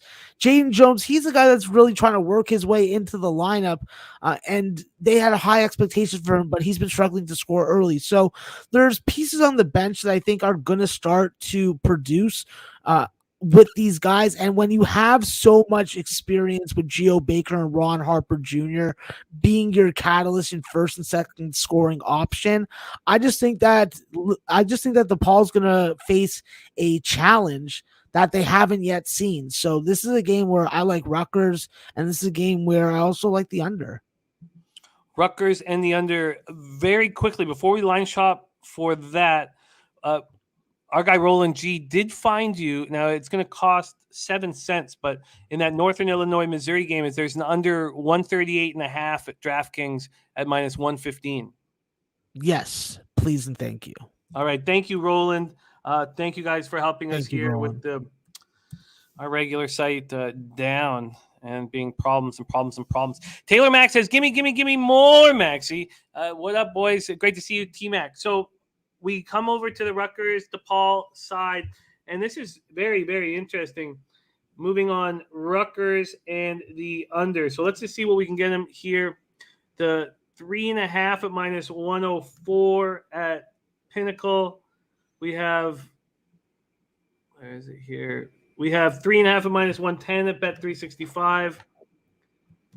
So the best spot here clearly is the minus 104. Very little juice over at Pinnacle. So let's lock that in for Max right now. Let me see if I can beat that. I can't. Okay, so minus 3.5 and minus 104. We start with Max Rutgers. Minus 3.5 and minus 104. And then with the under, we have 133.5 at minus 107. And compare that with, let's see what we have here, 134 at minus 110. So under 134 minus 110? Yes, sir. Sounds good to me. Okay, so under 134 at minus 110. And then also another thing is that Roland can get you the Rutgers minus 3 at minus 115. That half point would cost you 11 cents. No, I'll stick with the 3.5 on this one. And the under 133.5 is at minus 103. So you can get under 134 at minus 110 in Rutgers DePaul, or under 133.5 minus 103. No, I'll take the higher total with the Rutgers DePaul game. With the regular juice. Yeah. There you go. Maxwell Smart rolling with us. If you want more Maxwell Smart on this big Thursday NCAA basketball card, join him and Connor Mack, 5 p.m. Eastern, NCAA Net Profits. It is a great, great show. Let's review. Oh, by the way, very quickly, Max, I don't know if you could touch on this. Pete Loshak came in and he gave us Idaho plus 20 at minus 108. Idaho plus 20 at minus 108. I wanted to ask you about that spot. Let me try to find Washington State, Idaho. So they're now plus 19 at even money at Pinnacle. What do you think of Idaho at home at Washington State, just very briefly? Yeah, when I look at that game, I think that there definitely is some value taking the home dog. I think that when you look at this Washington State team, they're still not shooting the three very well, and there is some there's a limited amount of stability at the free throw line. I think that if Idaho can stop them from getting second chance opportunities, this is still a young front court. They are going out on the road for their first true road game. And I think that this number is just a little too big. So I agree with Pete. Vouching for the Pete spot, Idaho plus 20 at minus 108. So Max is on the Bonnies, minus 3.5, minus 108. The under 132.5 at minus 112. That game pops off in an hour and 9 minutes. St. Bonaventure, Boise State, and Charleston. He's on the under 138.5 in Oklahoma, East Carolina. The under 138.5 in Northern Illinois and Missouri. He's on the minus 3.5 and minus 104 on Rutgers, and the under 134 in Rutgers DePaul. Great work, Maxwell Smart. Thank you so much for joining us. We love having you on the show every day, man. It's a huge boost to all of us. So thank you for sharing your hard work and insights with us, my friend. Have a giant day. Go get that cash, my man. Any last words for these great cappers supporting the show? Yeah, Jim, honestly, it's great just to be here with you. I love being on camera with you, and I know that during the rest of the year when there's other sports on, I'm tempted to come on with you, but I enjoy college basketball with you that much more, so I keep it sacred. God bless all the low baggers. Get away from your family and wives so you guys can watch some college basketball, and if you're going to eat a cupcake, don't share it with anyone. There he is, Maxwell Smart in the house. All right, we have 8 minutes to talk college football before Ian Cameron's football frenzy pops off. Now 7 minutes, 7:30 p.m. Eastern, the lone game on the card. We've already heard from Kevin Riley saying bet Louisville Cardinal, and with the way the Duke Blue Devils are playing, I understand why one would do that. Let me see if I can pull up the market now. It's just been messing with me. I'll try to do that at some point. We're doing the show. Piker says we love Max, but dude needs a GNC multivitamin. I don't think he does. I think he's perfect just the way he is. Dan Kelly, second quarter Spurs Minnesota over 54.5. Second quarter Golden State Cleveland over 52.5. Both at -110. Gonna copy and paste that. Thank you, Dan. Jansen says, when are we getting together for drinks? I'm in the process of putting something together, Jansen. So hopefully very, very soon. Hopefully very, very soon. Let me copy and paste this. And let's go to work here. I'm going to open up just with the Pinnacle line and see if I can get my site back up. God, it's just killing me. And do we have it going here? We do. Okay. Let's go to spreads and totals. What a shit show this site's been. All right, let's start with the cash flow in this college football game. We have 3,581 tickets in. At this point, 33% of the tickets are on Duke and 50% of the cash.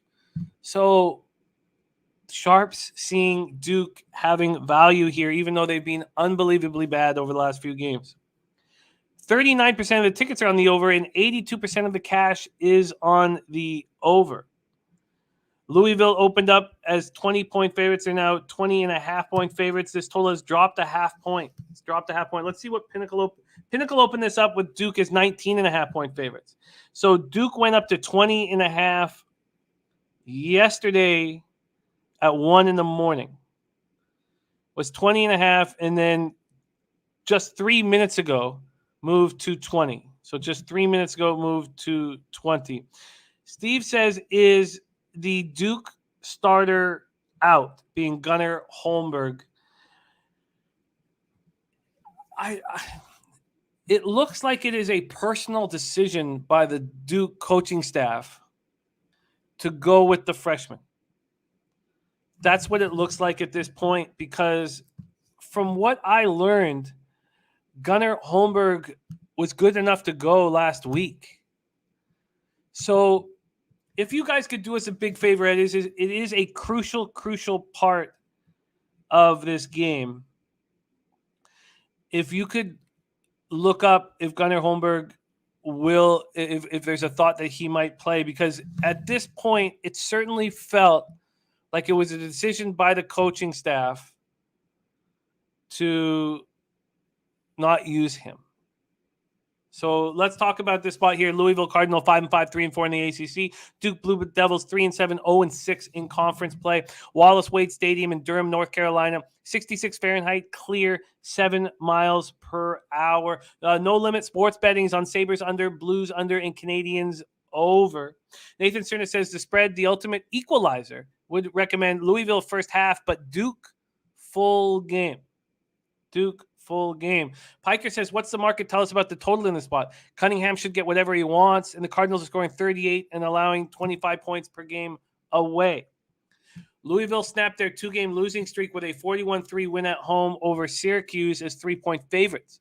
They held Syracuse to 184 yards. They scored on 5 of their first 6 possessions. They were up 35-3 at the half, and they held Sean Tucker below 100 yards and completely shut down Garrett Schrader. completely shut him down. Cuban Connect says, Jimmy, we need another low bag family vacation reunion. Yes, sir, we do. God, Miami was one of the best weeks of my life. I would love to get that together here as soon as possible. Cuban Connect.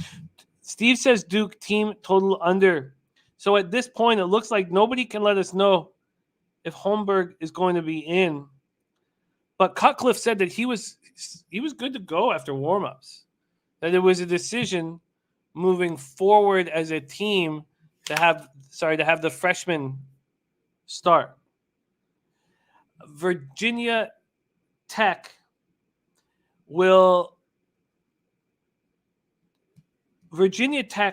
taught us what to do, any team to do against Duke. If Gunnar Holmberg isn't playing, all you have to do is stop Mateo Durant. That's it. That's all you have to do. And Virginia Tech did that. They filled the box and then said, okay, let's see this freshman quarterback beat us, and they couldn't. So it was a 48-17 win at Virginia Tech. Maybe Jose can get us any update on Gunnar Holmberg, if that's possible, Jose. This Duke's team has been outscored 195-53 over their last 4 games. Puzzler says can't find any updated news on Holmberg, which to me tells me that he's ready to go. They're just choosing not to use him. Let's move over to something that we need to see here. I think this will tell us exactly what the situation is. So they gave the freshmen the opportunity against Virginia Tech. But if this is senior night, isn't this a spot where you got to let Gunnar play one last time? Isn't it? I mean, the fact that they're not throwing Gunnar out there, it means that they're just only thinking about the future and not thinking about the now. And let's just move over to Duke here. See the rest of their remaining schedule. No, it's not seniors night. So I don't think they go with Gunnar. They have no reason to go. They have Miami at home next week. So it's just going to be another spot where the freshmen just play terribly. And I think that Piker nailed this. Simon says, Bet says Louisville first half is a spot. Satterfield shuts down the offense in the second half, 4-0 first half against spread since their bye. I think Simon says Bet is absolutely right. I think Nathan Cerna is absolutely right. Recommend Louisville first half. Just back Louisville first half, and that's probably why the under is being bet as well. Let's just see what we get on Louisville first half right now, if that was the move we'd make. Okay, we got to go. It is time for Football Frenzy. We have minus 11.5 at minus 110. So this all comes down to whether or not Gunnar's going to be in, and I would predict that he isn't. But look, the last thing you want to do is put money on a spot when your angle could be wrong. And that angle is that Gunnar's not going to be under center. So I think at this point we do nothing, and there's no reason to move. There's no reason to bet this right now, in all honesty. We have the big bets coming in on Duke at this point. So the most important piece of this game we have to find out about. So with that being said, I'm not going to move on it. Let's see what the chosen at this point. Let's see what the chosen one has to say. It says Red Wings third row game in 4 days with no Larkin tonight. Wings have overperformed. Vegas has underperformed. Lines move 30 cents. Vegas wins by 3 goals tonight. Vegas guaranteed. Look into it. Oh, we have looked into it, chosen one. And with the COVID issues that Vegas has right now, they just added another guy this morning. So they added Marchessault yesterday. It's just, I need to wait. Here. Any last minute information? I don't have any last minute information for you. They're keeping it tight to the vest, unfortunately. But I would assume that he's not going to play your man Gunnar. But Jim, I do have something for you. We're not going to get to it today because it's a tight show, but we watched the Three Amigos last night, so we'll talk about it tomorrow, I assume. I'm very excited to hear about it. It was a movie, all right. And then lastly, to say, hey, play of the day, Jim.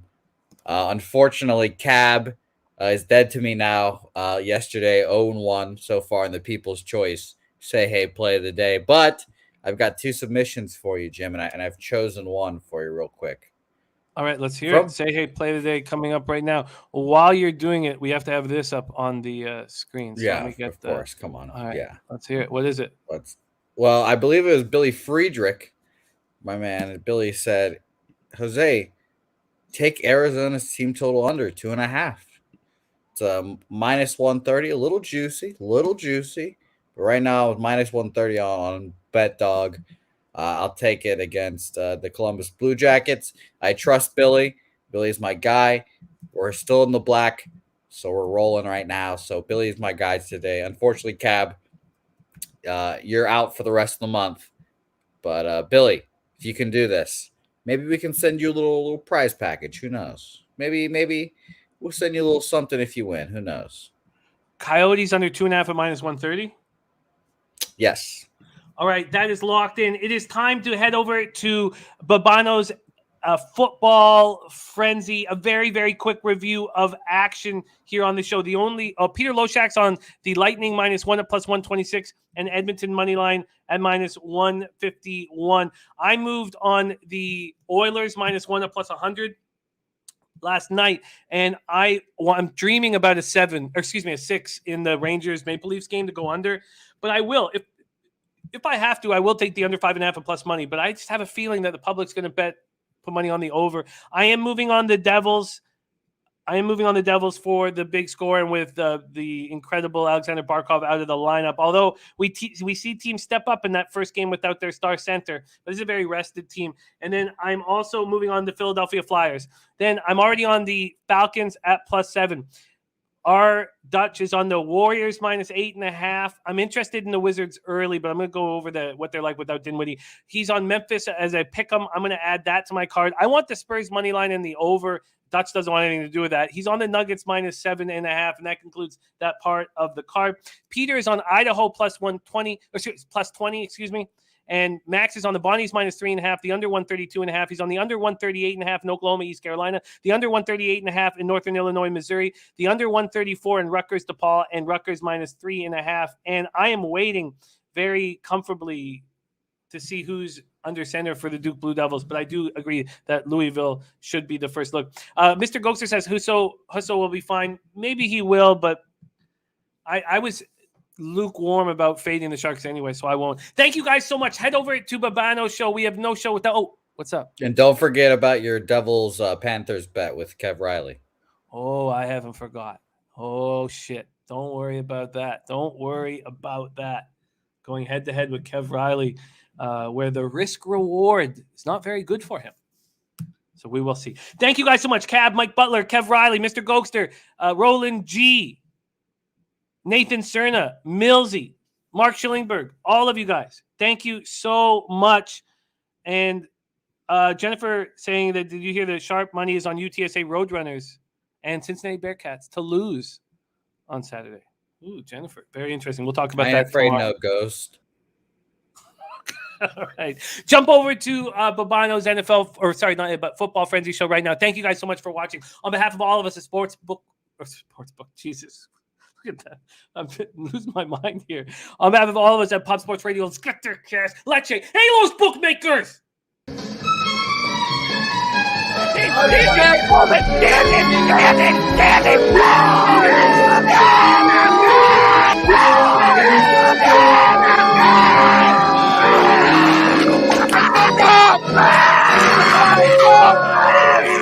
Where's the bang bang, Preston? Come on. I can't breathe. Pub Sports Radio. Come find us in Southtown 101.